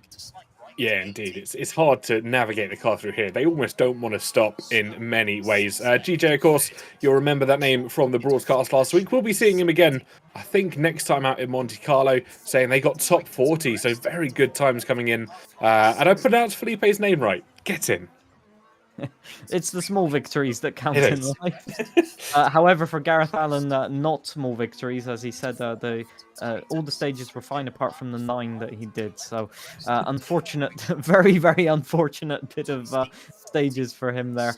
But yeah, it just shows how difficult it can be. And I think sometimes when looking at this footage, we can forget how close to the limit they are and how much they're fighting the car. You can see Punju and Cephalosis, you can see their wheels on their webcam, and you can see how many micro corrections they're having to do, how many little adjustments through each corner, each hairpin, and each traction zone just to try and get the best out of the car. They're definitely not having a leisurely drive at the moment. Yeah, it's a real challenge. It's one of the shorter stages of this. It's 7.7 kilometers in terms of overall circuit length, but the rain, the darkness as well, because this is in sunrise, if I remember correctly, so it's quite dark for a lot of our drivers. It is really difficult to tell where you're trying to point that car. Indeed, yes. It's one of those things where you just have to just trust that the co-driver is telling you what is actually in front of you. Sometimes, you know, it can be a bit approximative, but indeed, in terms of lighting, actually, I was expecting it to be a bit worse. Obviously, the HDR screen of Dark Viper making it look way worse than it actually is on his point of view, but actually makes it very easy for us to see the road because it's the only bit that isn't pitch black. Yeah, indeed. And I think we said this last time out when we were, if my memory serves me correctly, that's from Rally Kenya, or it might even be the week before that in Finland, where the road that you had to follow almost shined in the dark. And that can help our drivers try and point the car in the right direction, as Viper, with an almighty save, Yeah, I think it was actually planned. That's a cut. You can go over that if you dare enough, and can save you a couple of tenths of a second because these corners are off cambered. It doesn't look like it, but they've got very, very little grip. So if you can send it by just pointing the car in a straight line, keep the throttle down as he did, you can carry the momentum. So actually, I think that's a practice line, to be fair. Yeah, I think, yeah, well, I trust your knowledge a lot more than mine in this, because I can't even remember what lines I took in this rally. A lot of them probably wrong when it comes to optimal pace and optimal line, but doing well to navigate through. Both of them nearing the end as well, and I think the pace has its advantage with Dark Viper, if my maths is correct. Yes, it certainly looks like it. Yeah. Although he's just made a tiny mistake there. I think a log or something on the inside that he had to avoid. But I'd definitely say maybe 10-15 seconds in the lead at the moment, although he's losing that pace right now. Just want to mention Punju, 24th place on that stage, only 15 seconds off of first place. So that is a mega time for Punju. Once again, it seems to be, both of them off the road briefly, and Dark Viper all the way off into the foliage, just managing to recover it after that. I think it's a 90 left, and Quad's nearly off in the same place. Dark Viper has completed the stage. What a roller coaster end to that one. Let's see if Quads can not make the same mistake. There's quite a few bumps. He's off in exactly the same place. He manages to keep it going, though, and just drives through onto the finish line. Here it is. That has gained him at least 10 seconds there. Yeah, fantastic drive from Guats just to finish off the stage. It'll be interesting to see if we can compare the two times once they put them up on the boards. If Dark Viper didn't quite see where he finished up there, if anyone was able to catch that. But Guats will keep an eye on him as he pulls out. So Dark Viper, 162nd, 195th for Guats there. Yeah, it just proves how a little bit of cautiousness or just making no reset penalties, actually, so no big mistakes. So just caution, really getting the better of Guats. But these are conditions that he won't be used to. Most of the times in a Formula race, you'll be tiptoeing around the circuit on the rain tires, or indeed a red flag if it gets too rainy. So too rainy does not exist in the world of WRC. So just got to be careful. Punju on his roof. Ooh. He's clipped. Yeah, just clipped a mound on the inside there. Tried to keep it flat and go straight over it, but the car had other ideas, just barrel rolling right onto. Well, he carried on, to be fair. Did a Colin McRae, selected second gear and carried straight on. So yeah, calm as a cucumber. Yeah, very, very. Well, I want to say controlled, but I don't think that's the right term when you found yourself on the roof. Just to point out, I would have beaten Guats if I didn't get a minute and 3 seconds worth of penalties on that last stage. So maybe I need to work on not cutting corners ever so much.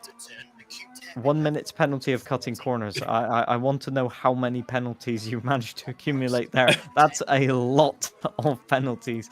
But it is indeed possible. There's so many anti-cut markers here. You can see them on the inside of every single corner.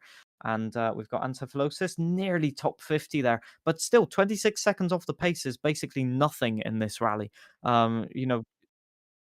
It's so technical. I think we'll be able to get him in for an interview. So a very, very good stage time right there. How's it going so far in the rain? Thank you, man. Well, in the rain, good, I suppose. Off to a good start here. I was a bit worried because we did flub the chicane. I don't know, man. There's a good few chicanes in here. I had a good few practice runs with chicanes, but they're all different speeds, I guess, is maybe what caught me off. And I tried to just squeeze a little bit too much out of it. Hit one of the bales flat, unfortunately, but we still squeaked out a good time, so we're happy.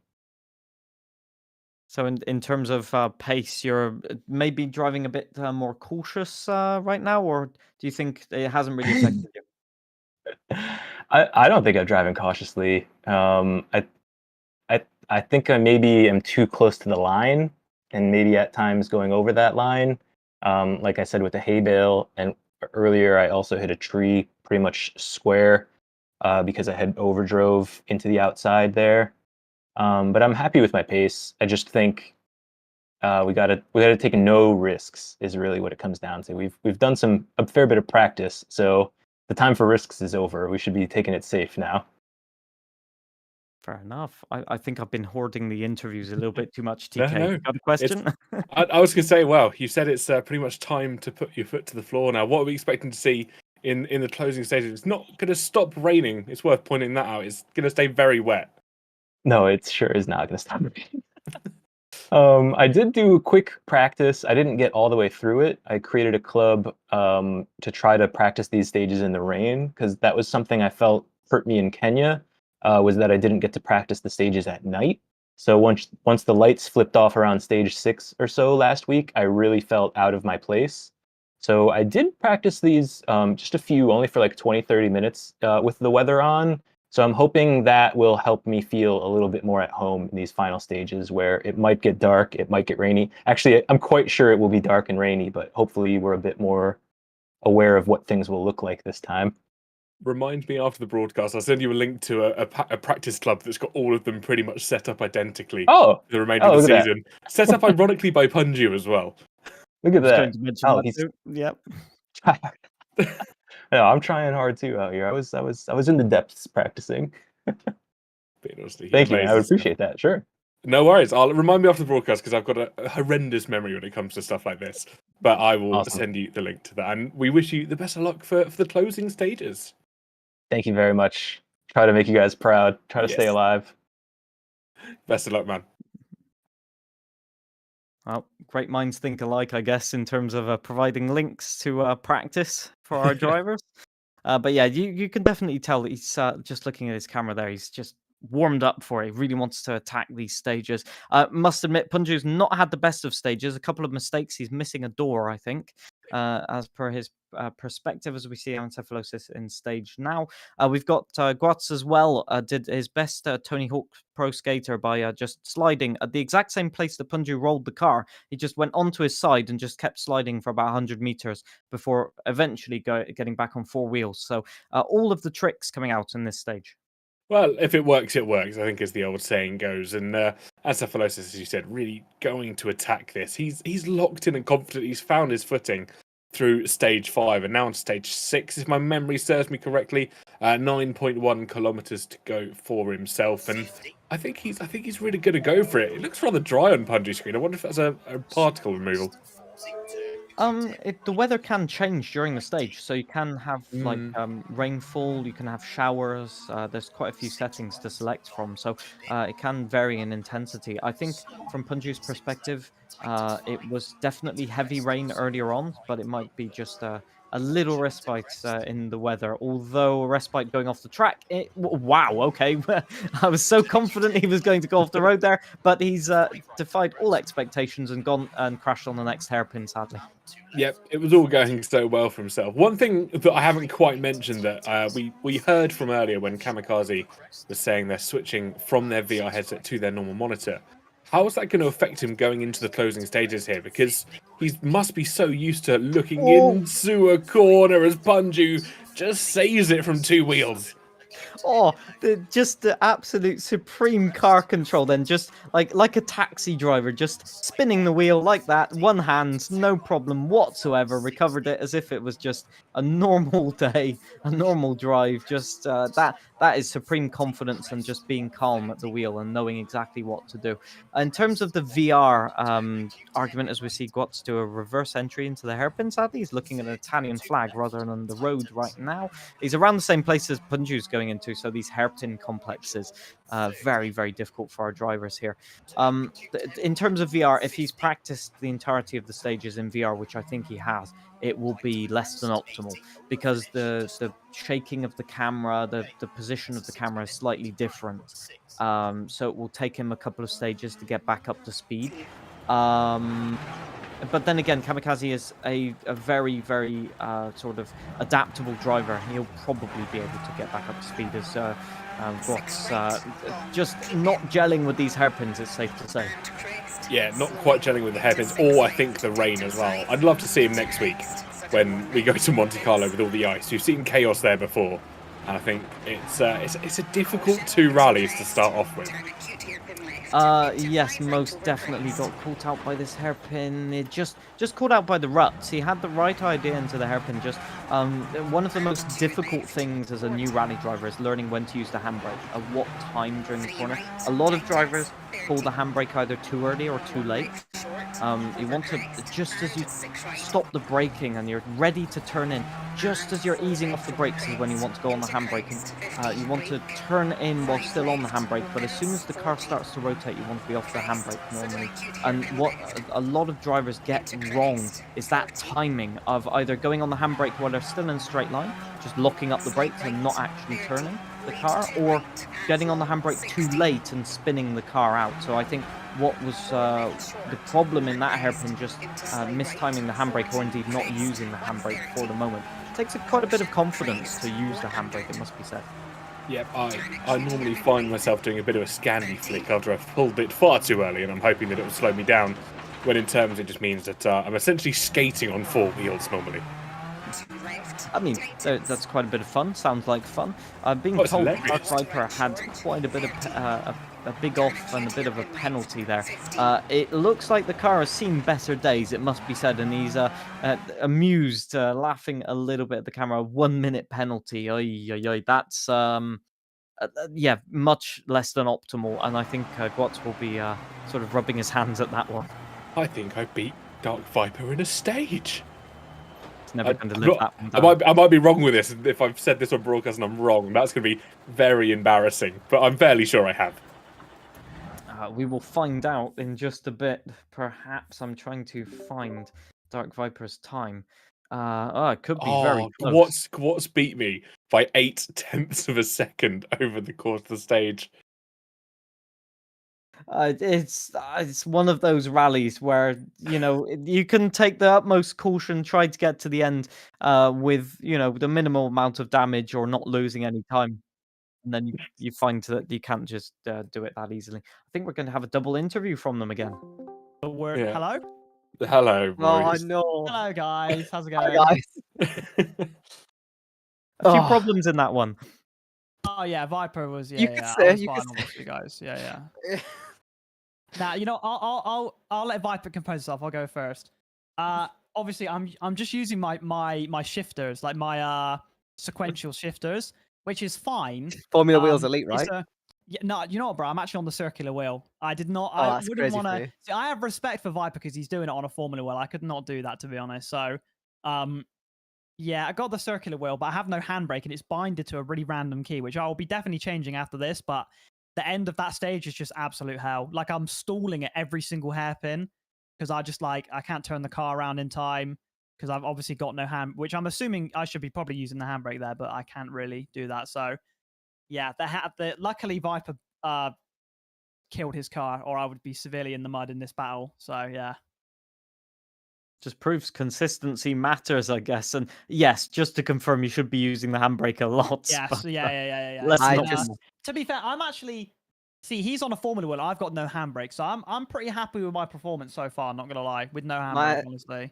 My handbrake's with like this button on the right, but I can't get it in some turns. That's what I'm gonna try and do as well. Actually, wait, can I bind that now? I just want to point out, you said consistency's Yeah. key. I've actually crashed 2 times in the same place. I got a puncture both times at the same spot. Oh my god. Yeah, well there you go. That is consistency if I've ever seen it, guys. So there you go. That's what you get from Creative Series, you know. Yeah, most consistent driving. Just look at me. I So tend to Viper- forget the definition of insanity. Can someone Yeah. remind me? Viper, where did you finish in that stage? I just need to know for the records. Doesn't matter. No, I think it does. It really does.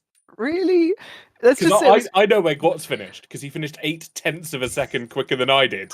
I All of finished. that, bro. Oh my god. Okay, I just want to point out I had a minute. minute and 6 of penalties and a puncture for half of it. Okay, so 293rd wasn't bad. That's not horrendous, in all things considered. You've actually gone down 2 positions since we joined the call. Oh, You're in 295th, you're not too 295 bad. now. Yeah. That's not too bad. That's not too bad. No, look at the amount of penalties I had. Like, Also, take just for the that. record, I'd like to say, not that we're putting out excuses, but I since we last spoke, I've still got the same set of tires on. So I've done the first, what will be on now, stage 7. Are we I've done 3 for every 3 stage- now? I've done every stage on one set of tires, but I'm finally about to change them soon. But I I've done forgot every to stage on change one them set of for tires the so entire- far. So Well, I've did I 2 thought it stages was- on 3 sets of tires, so... see, you'll know. Like on F1 where you select the tire before you'd like go and do Yeah. your lap. I thought did it was this like last week, that, what? So I took my Um, tires off and lost them. That's someone Yeah. informed me. So yeah, I there informed go. you that. You're welcome. Yes, thank you, mate. So now I know, but now I can finally change my tires, which is Don't very worry, nice. every week I pick up a bit of extra knowledge about this game. Like, I didn't for like the first 5 weeks know you could change tires. Putting that out Yeah, there. that is dirty, bro. That is Yeah. insane, mate. I was just winging it. Yeah, okay. Well, I should really be beating this guy if he's not changing his tires. Come on. Jesus Christ. Yeah, watch driving, mate. I mean, you've Okay. got the excuses, Dan. You've got the tire wear changes now. You're learning fast as a rally driver, to be fair. Oh, I am, mate. It's life He or won death. next week. He won next I'm week. going. Oh, mate, no. I'll have you know, in one stage in Monaco, I was top 10 in the world. Right? It was like Ooh. almost all road though. Okay, so In like a Renault Twingo wet Oh, stage, I oh, was no. world record holder, so who's the real winner? okay. Well, I was close. Okay, so I'm not cooked. Like, we need to do our stage, Viper. Thanks, Yeah, sorry, thank you, guys. Thank you, guys. All right, good luck, Viper. That has to be the wildest interview we have ever had. They interviewed themselves. I think we spoke 2 sentences in that entire interview, and it was glorious. I think we need them on as special guest commentators for an event. 'Cause Yeah, technical experts. There you go. Well, we were talking about this, myself and Gareth, briefly at one point, and because obviously we've got the commentators round coming up later on when we go to, is it the Central European Rally, if I remember correctly? Yes, it is indeed. Gareth was talking about having all the commentators on the broadcast in racing, and I don't think it would have gone well for myself and Gareth. You'd probably smash it as always. But if we could have Gortz and Dark Viper as special guest commentators over that would be funny. Chaos, and it would be exceptionally hilarious, that's for sure. we need to consider that carefully, for sure. But yeah, they seem to be like having the best of times, in this difficult circumstances, that's for sure, on this rally.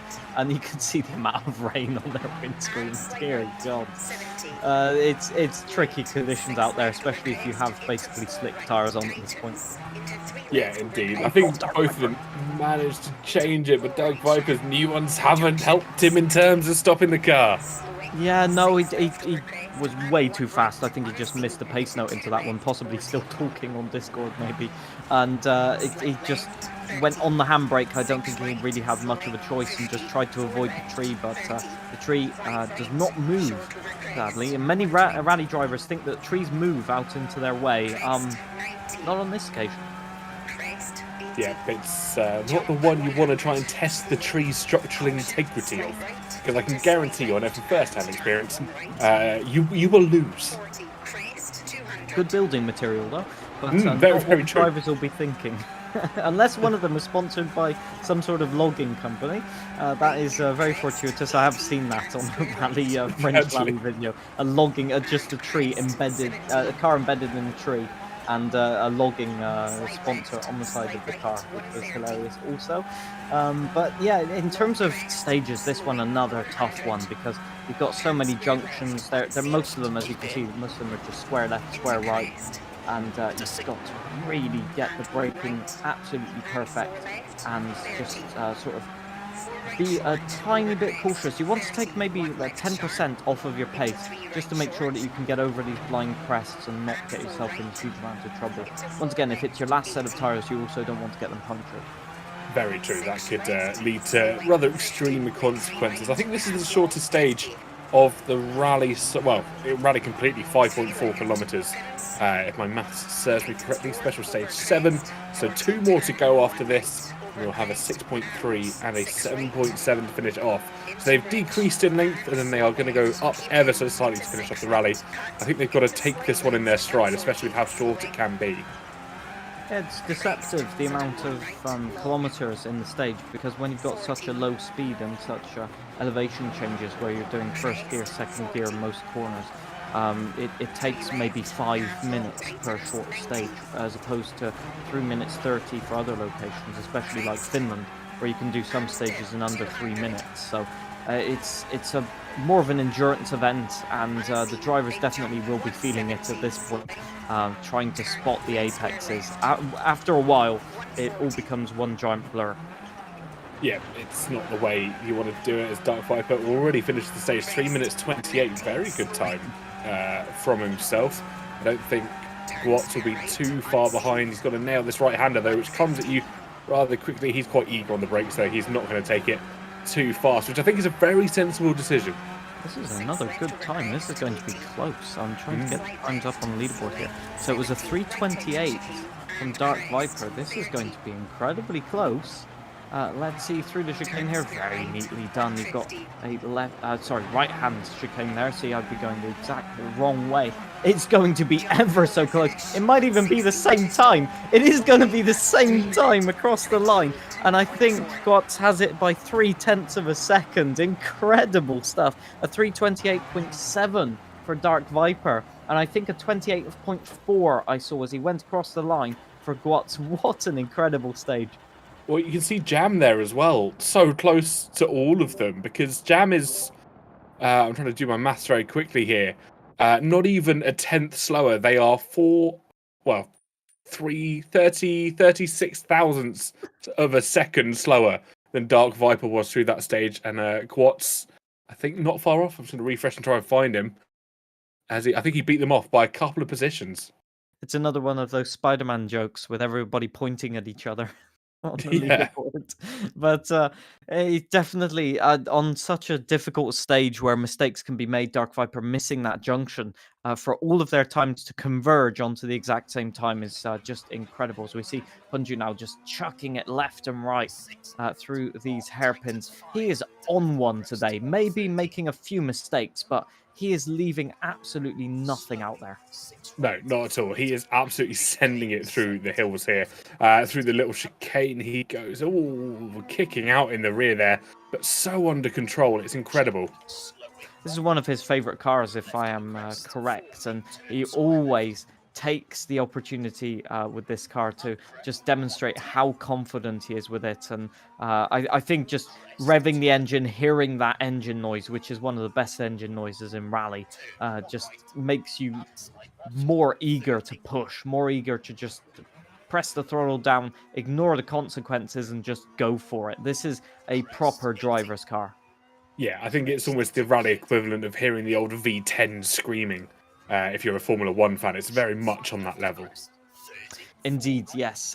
One of the unintended regulation change consequences for switching to the 1.6 litre engine was that the anti-lag systems had to get even more efficient. And what you hear in this car, the crackle of the car, especially when decelerating, is quite literally just the anti-lag system. The same system now that you have on the Rally 1 cars, which make them sound so ear-piercing, both in the game and in real life. One of the things that you haven't really seen in Formula 1 or GT racing, apart from in 2011 with the blown diffusers, as Punju's taking a trip off into the bushes. I think he saw an opportunity to cut there, but the marker was a few meters out still, but he saw a gap in the trees and he went for it. Good on him. Yeah, he did indeed. Managed to recover it and not get that penalty around the long kind of hairpin. Oh no, he's got a reset penalty. Yeah, they can be. There's certain spectators are hidden amongst the trees and bushes, and I think he has a few settings turned off, including crowds maybe. So that's one of the downsides of turning that setting off, is sometimes the spectators cannot be seen, but their ghosts are indeed giving you reset penalties. Yeah, you can turn them off in the settings, but the game unfortunately still believes they're there, and their spirits remain there as well. I've had a couple of instances with spectators which are rather unfortunate in this rally. They do stand rather close and in the most weird of locations, normally on a corner. Indeed, yes. I think Michelle Mouton would be pulling her hair out if she played this game sometimes in terms of spectator safety, especially with Kamikaze there, nearly going into spectators on that junction. There are some apexes and indeed corner exits. Oh, disaster for Kamikaze, hitting the bridge. I think he's just got away with it. I didn't see a puncture notification, and I think the wheel is still going straight, so maybe no puncture, but that was close to disaster there. I think just clipping the rear right wheel just as he got a tiny bit of oversteer there. And that bridge section is oh so narrow. He looks to be confident, maybe a little bit rattled actually, but we were talking about adapting from VR. Maybe that's one of those things. This view is central to the car, so his positioning of the car a little bit off. Yeah, I think also maybe his driving style has taken not necessarily an impact, but a different stance, because when you have that VR experience, you're able to throw the car in and almost look into the turn, whereas this, you are very fixed, as you said, to the front of the car. You might not necessarily be as ambitious with throwing the car in. I'm not sure if that's the right word for it, but you have a different sense of the surroundings of the car. Definitely. I think it leaves you being more ambitious, as you said, in certain turns. And so close. He timed that. Oh no, didn't time it to perfection. He just took too much speed on the exit, and there were a couple of strategic bushes there. Credit to the game designer for putting those in. That definitely is an effective anti-cut strategy. But yeah, definitely just trying to take the line, maybe gain that time back. It's very, very frequent when you make a mistake. You want to go flat out into the next turns to gain that 2 seconds back that you lose. And yeah, it just leads to disaster sometimes. This was looking like a good stage time from Kamikaze before those mistakes. But yeah, you can see from Vlembar's perspective, he's a bit further back in the car, and it does mean that on some corners you can see more of the stage, and you can get more of an idea of what the car is doing in terms of grip on all 4 tires. So there's advantages and disadvantages. The only consistent thing seems to be that the best drivers can get it done no matter what the view. Yeah, of course. It sometimes takes a little bit of kind of getting used to, but I think we've got enough time just to sneak an interview with Mr. Punju before we get going for our power stage. Punju, hello, welcome back into the commentary box. Hey. Of course, 8 stages down, 1 to go for yourself. How are you looking forward to our power stage? I'm feeling pretty good. I had a couple mistakes in these last couple stages for sure, but I mean, like overall, this is one of the better rallies I've driven so far, so I'm feeling pretty decent.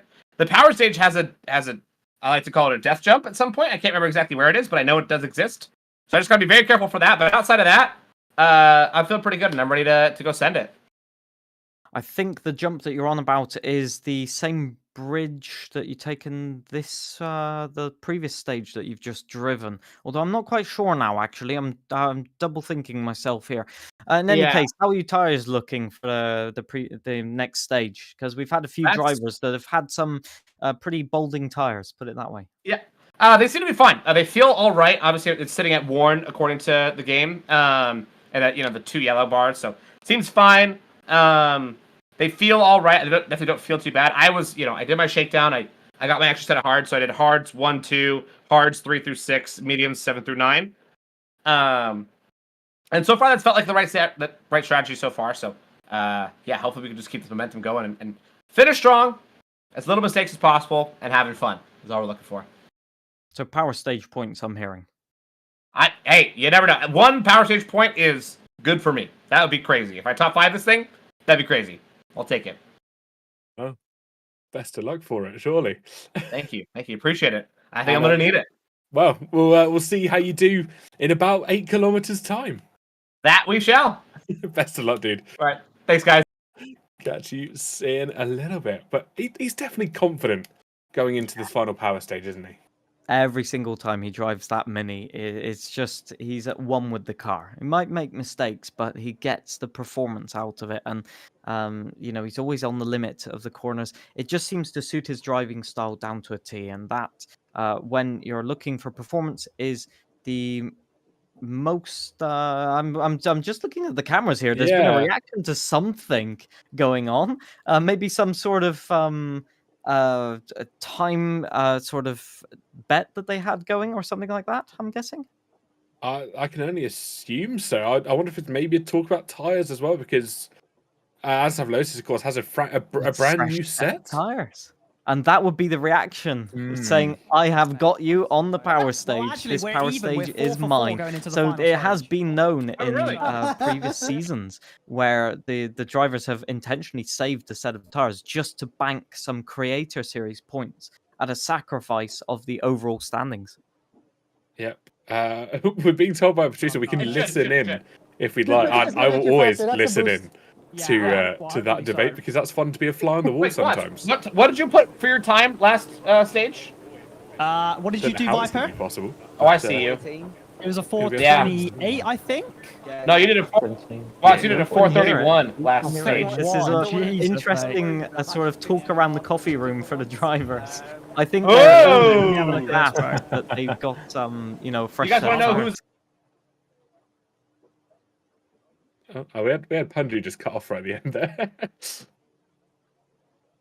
We had Punju just introduce. Do you know what? And then we'll never hear the end of that story. But I'm sure we'll talk to him at the end of the stages. So everyone's setting up for their final runs here, John. Who's your money on for the power stage points?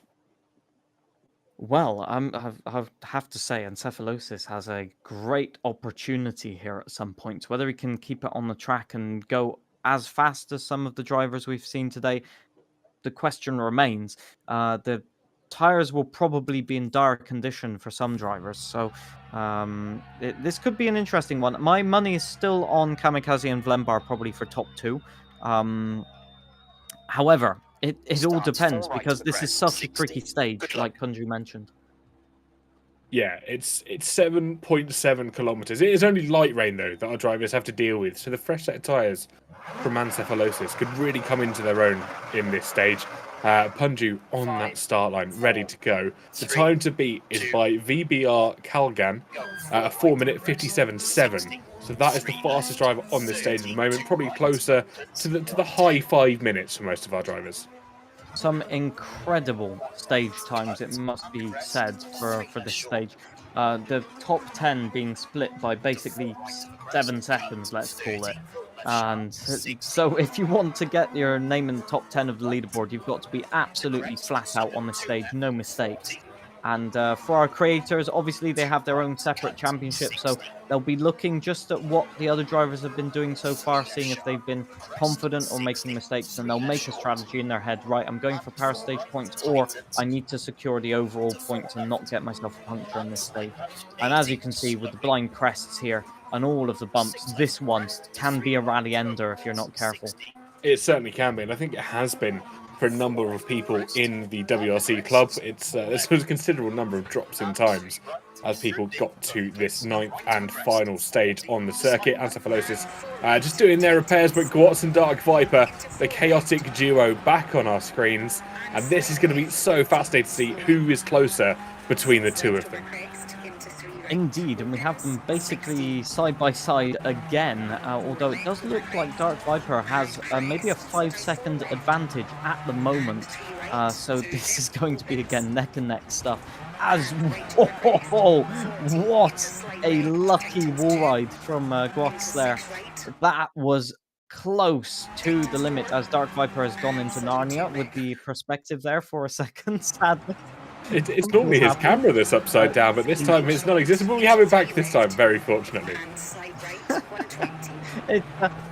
Technical issues happen on the WRC broadcast, and you do lose signal. So I think the game just telling us, this is realism. This is rally.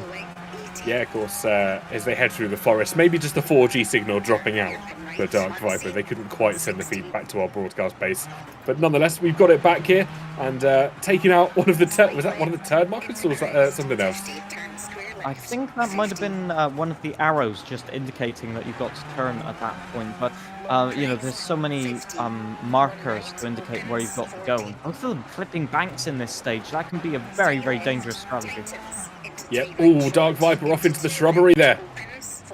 Oh, finds a way through. He's got to get back through the bushes. He's got to floor it and hope that he gets through.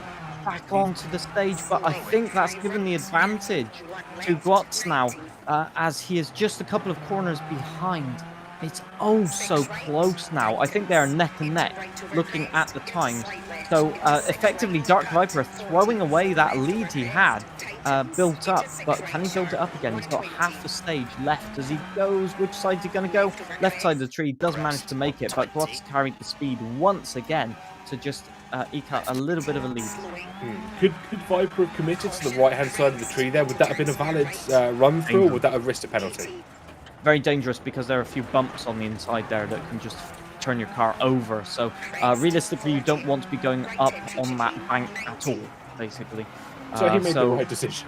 Yeah, lucky to get away with it. I think just slowing down, recovering the car, especially after that first incident, was the way to go. But this is the power stage. Sometimes you just got to throw it in and hope that it sticks. It is that way in the competition. He's definitely throwing it in now.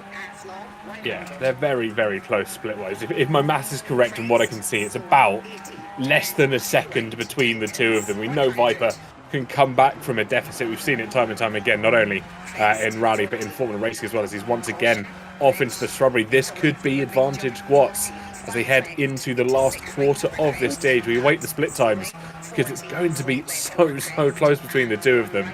And hats off to both of them for staying almost in shape with each other as they head through this rally. Watts just too much to the right on that jump and just got away with it, nearly landing in the trees, it must be said. But he's taking a few risks now, having a little bit more confidence. There's an interesting thing where Dark Viper is carrying much more apex speed, but Watts is getting the better exit and is taking the shorter line. So every time Dark Viper gains a second, Watts loses it on the next one. Whoa, incredible. I thought that was going to be a major crash. I was waiting to talk about what was going on there, but it just, again, darting through the trees like pinball, but just dodging everything and just falling into the middle slot, which nobody wants to happen. But in this case, he wants to have smooth sailing, and it's happening for him. He's getting all the luck on the power stage. It is indeed. However, the split time is with Dark Viper, and I can tell you there was 6/10 in it as they headed through, but he's missed the junction, and you correctly said he's into the shrubbery once again. Yeah, just missed the braking zone. I think he didn't realise that there was a junction there because the road drops off, and so he wasn't on the brakes early enough. Very frustrating, as it was very close there. But Dark Viper, again, just showing that extra little bit of confidence or knowledge in rally goes a long way as he chucks it into one of the last corners of this event. We already have 100 at the end of the stage, but we're on board with these two. Dark Viper going in deep again. There's the finish line. It's oh so close, and he has made it, I think, barring anything spectacular happening. As he goes across the line, 5 minute 26.9. It would have been oh so close with Gwatz if that last mistake hadn't happened. But that is the nature of rally, as we see some donuts from Dark Viper as well. Lovely stuff. And Gwatz off into the shrubbery. Just to end off the rally there, but as you said, it was so close heading into that final split, and unfortunately, a considerable amount of time split our two drivers now after that earlier instant from Gwatz. I think they'll be happy amongst themselves. It'll be lovely to see both of them back next week, because I guarantee Monte Carlo will be waiting for them. Yes, indeed. Monte Carlo is sort of out of the frying pan into the fire in terms of road conditions.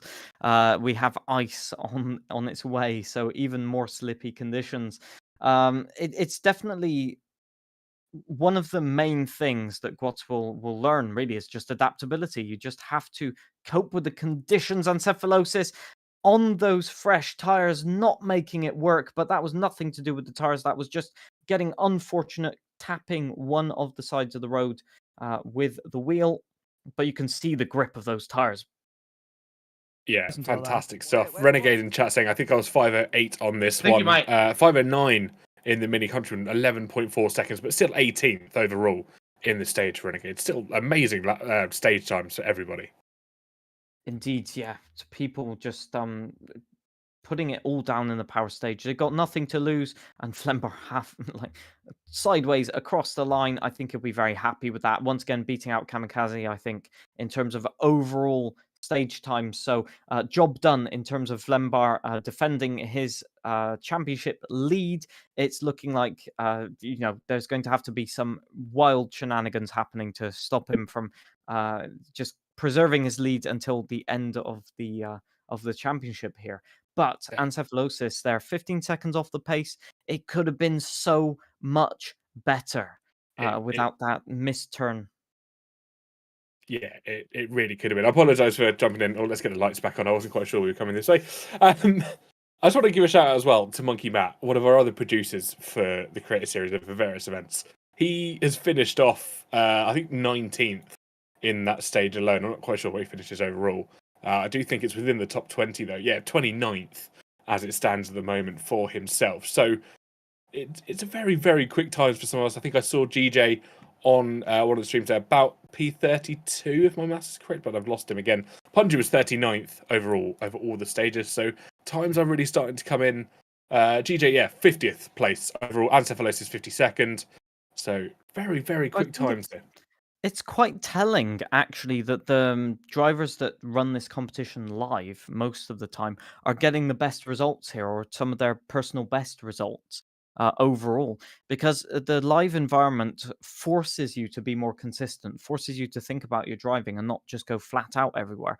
And I think this is one of the rallies where that strategy pays off, really, as well as Monte Carlo next week.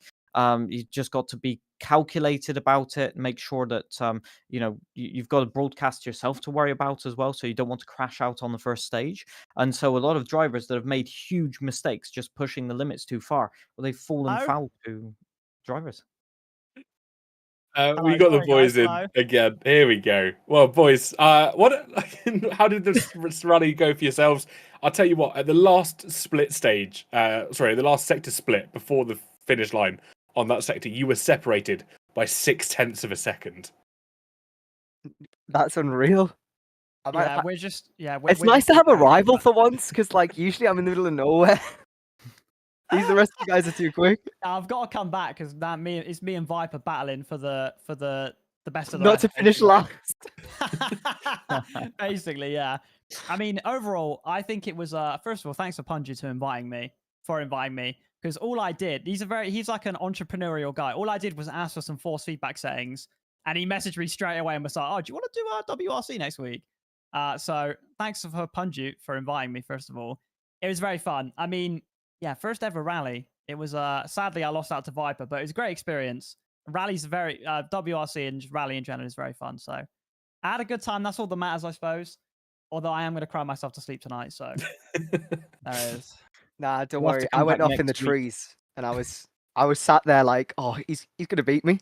I've just binned it. I didn't want to reset to track because I was like, I can get out of here, and I was like struggling to find the road. It was good. I was almost in tears. Oh. Well, in terms of rivalry, we'll watch this one with great expectations, let's say. But yes, Guats, you'll have to come back next week, I guess, to rekindle the rivalry, and this time maybe get the upper hand. I think I will. Well, I'll be aiming for the overall win, at least, hopefully. He's already told me he's doing like 20 hours of practice with this week over in the private VC. I've already been practicing, guys. Don't worry. No, I think if I aim for the win, I don't even know what I'm on about, guys. No, I'm excited to come back. What? Do you know who you're racing with? Nah, I mean, they're like actual esports sweats. Yeah, but I could probably, but anything can happen. Yeah, but it's squats, anything guys. Anything can happen, yeah. Anything can happen, guys. Did you watch Abu Dhabi, bro? That one race. Can't remember who it was, bro. Nah, don't be there, bro. Don't be doing that to me, bro. Don't be doing that to me. Don't be doing that. All right, well, thanks, guys. Sorry that we hogged the interviews, but it's been great to speak to you. We're meant to be getting asked questions, and we're just really like, good time. Have you got any more questions? Sorry. Yeah, go on.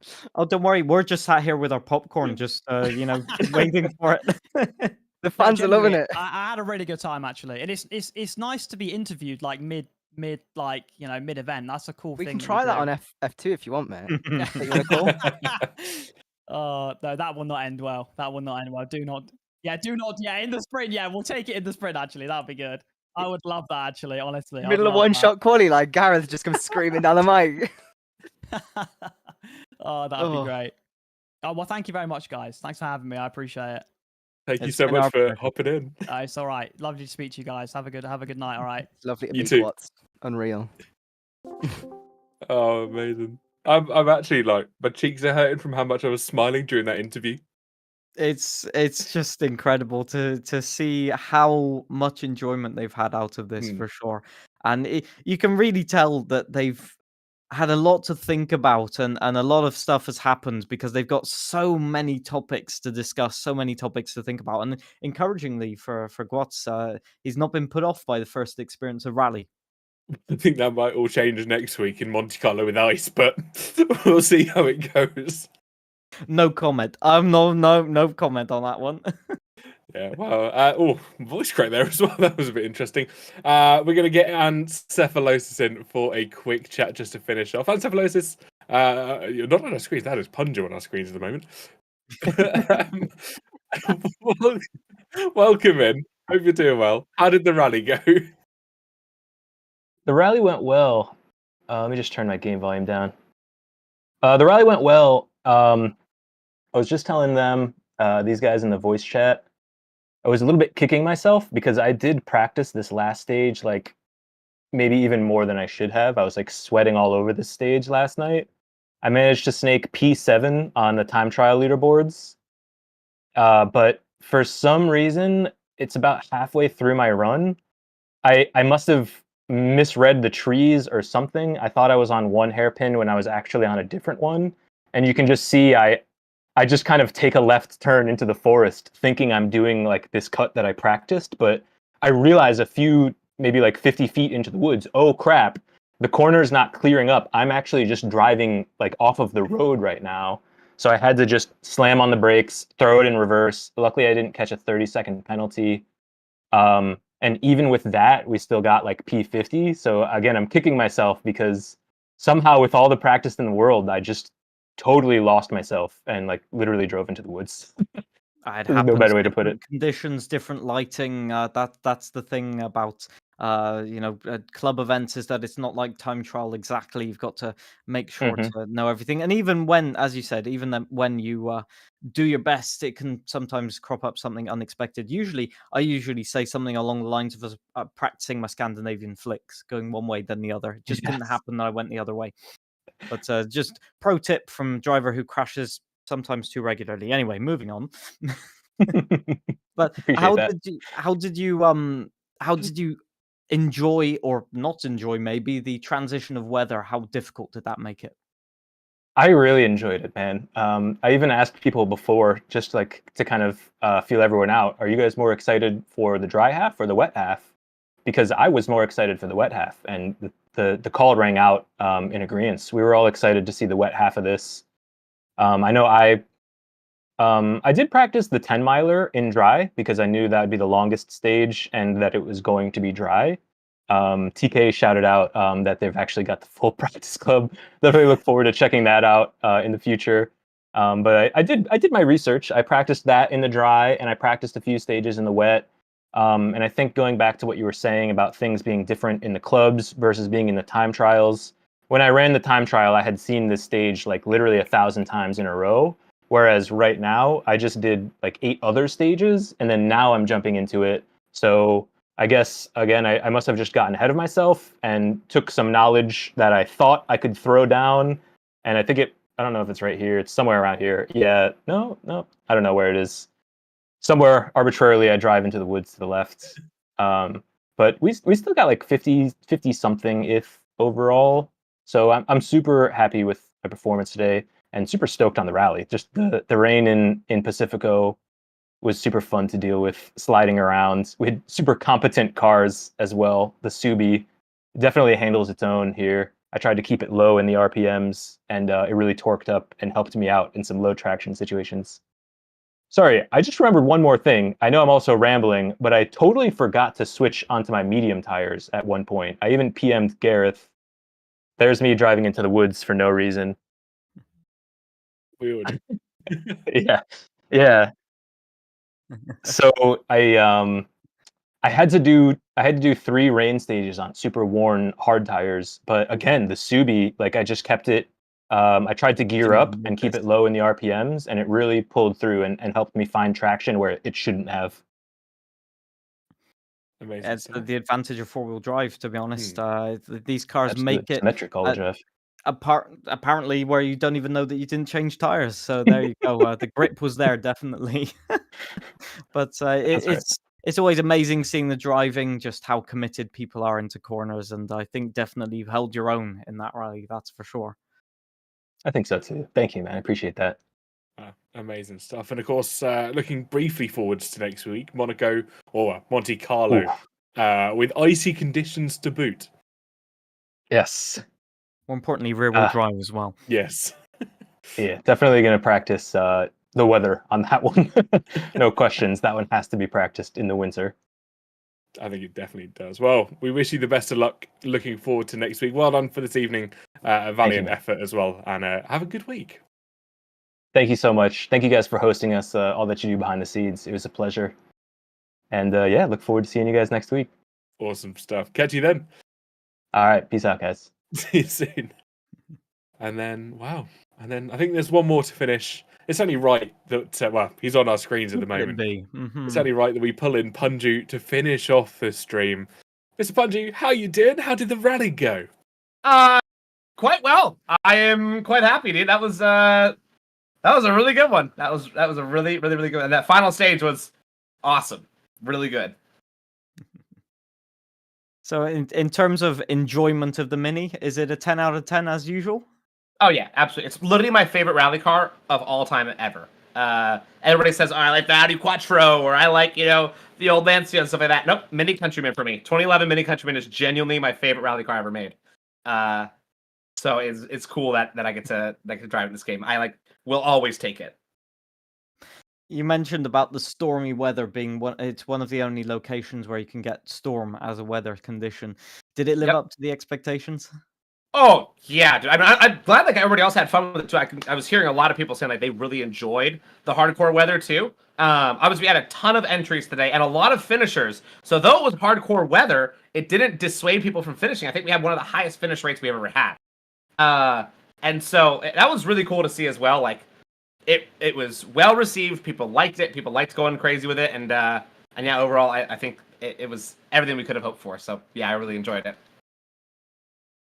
So, well, looking ahead to next week, because I think that's something we'd like to do at the end of the broadcast. We head to what I believe is the fan vote round. That is correct. This is the fan vote round of Monte Carlo and H2 rear-wheel drive, which great combo from the fans, by the way. You guys are goats for that one. That is a really good combo. It will be an Alpine Fest. I'd expect to see basically only those on the leaderboards, but I don't blame them because it's, I think, the only car that's relatively survivable. So, yeah, I'm really excited for next week. It'll be very fun, very snowy, very wild. We need to do something like a Talbot Sunbeam trophy for the people that are wild out there. Might do it just for the funsies. Yeah, exactly. Sign me up too. Why not? We'll have the scuff car choice. Yeah, let's do it. Amazing stuff. Well, Punji, thank you so much for hopping in. We look forward to Rally Monte Carlo next week. I'm sure everyone at home will have so much fun with their runs, hopefully avoiding the cliff edges as well. Oh, yeah, I hope so for them too. There's one that I know of right as soon as it turns into ice going up. I want to say it's Col de Torini. There's just a left 3 out of nowhere with a very convenient opening in the wall that you just go straight through. So be ready for that one. Just remember that one. And yeah, have fun, guys, next week for everybody. Thank you, guys. Stuff. Appreciate y'all. Thank you so much. See you next week, dude. And have a good time. See y'all. Always gets cut off right at the end. Oh. Well, that brings us to the end of a broadcast. Just quickly before we say our goodbyes, I want to say a massive shout out to Tom97HD, who raided in with like 150 people right at the end there. I don't know how many are still around, but welcome in to the WRC club. It's slightly different to the Formulas 1 and Formulas 2 that you see on a Friday and Saturday afternoon on this channel, but I guarantee it's a lot more fun. It's fun watching drivers from F2 and F1 also adapt themselves to rally as well.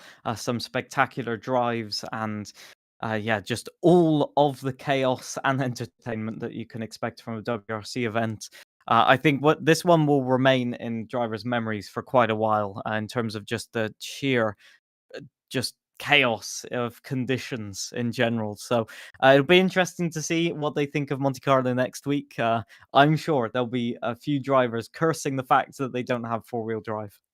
I think you'll be very, very true. And that's right. Before we head off, Isa, where can they check you out if they want to do so just a little bit more? On everything, I'm using name right there. Although it should be Isa Crashing, to be fair.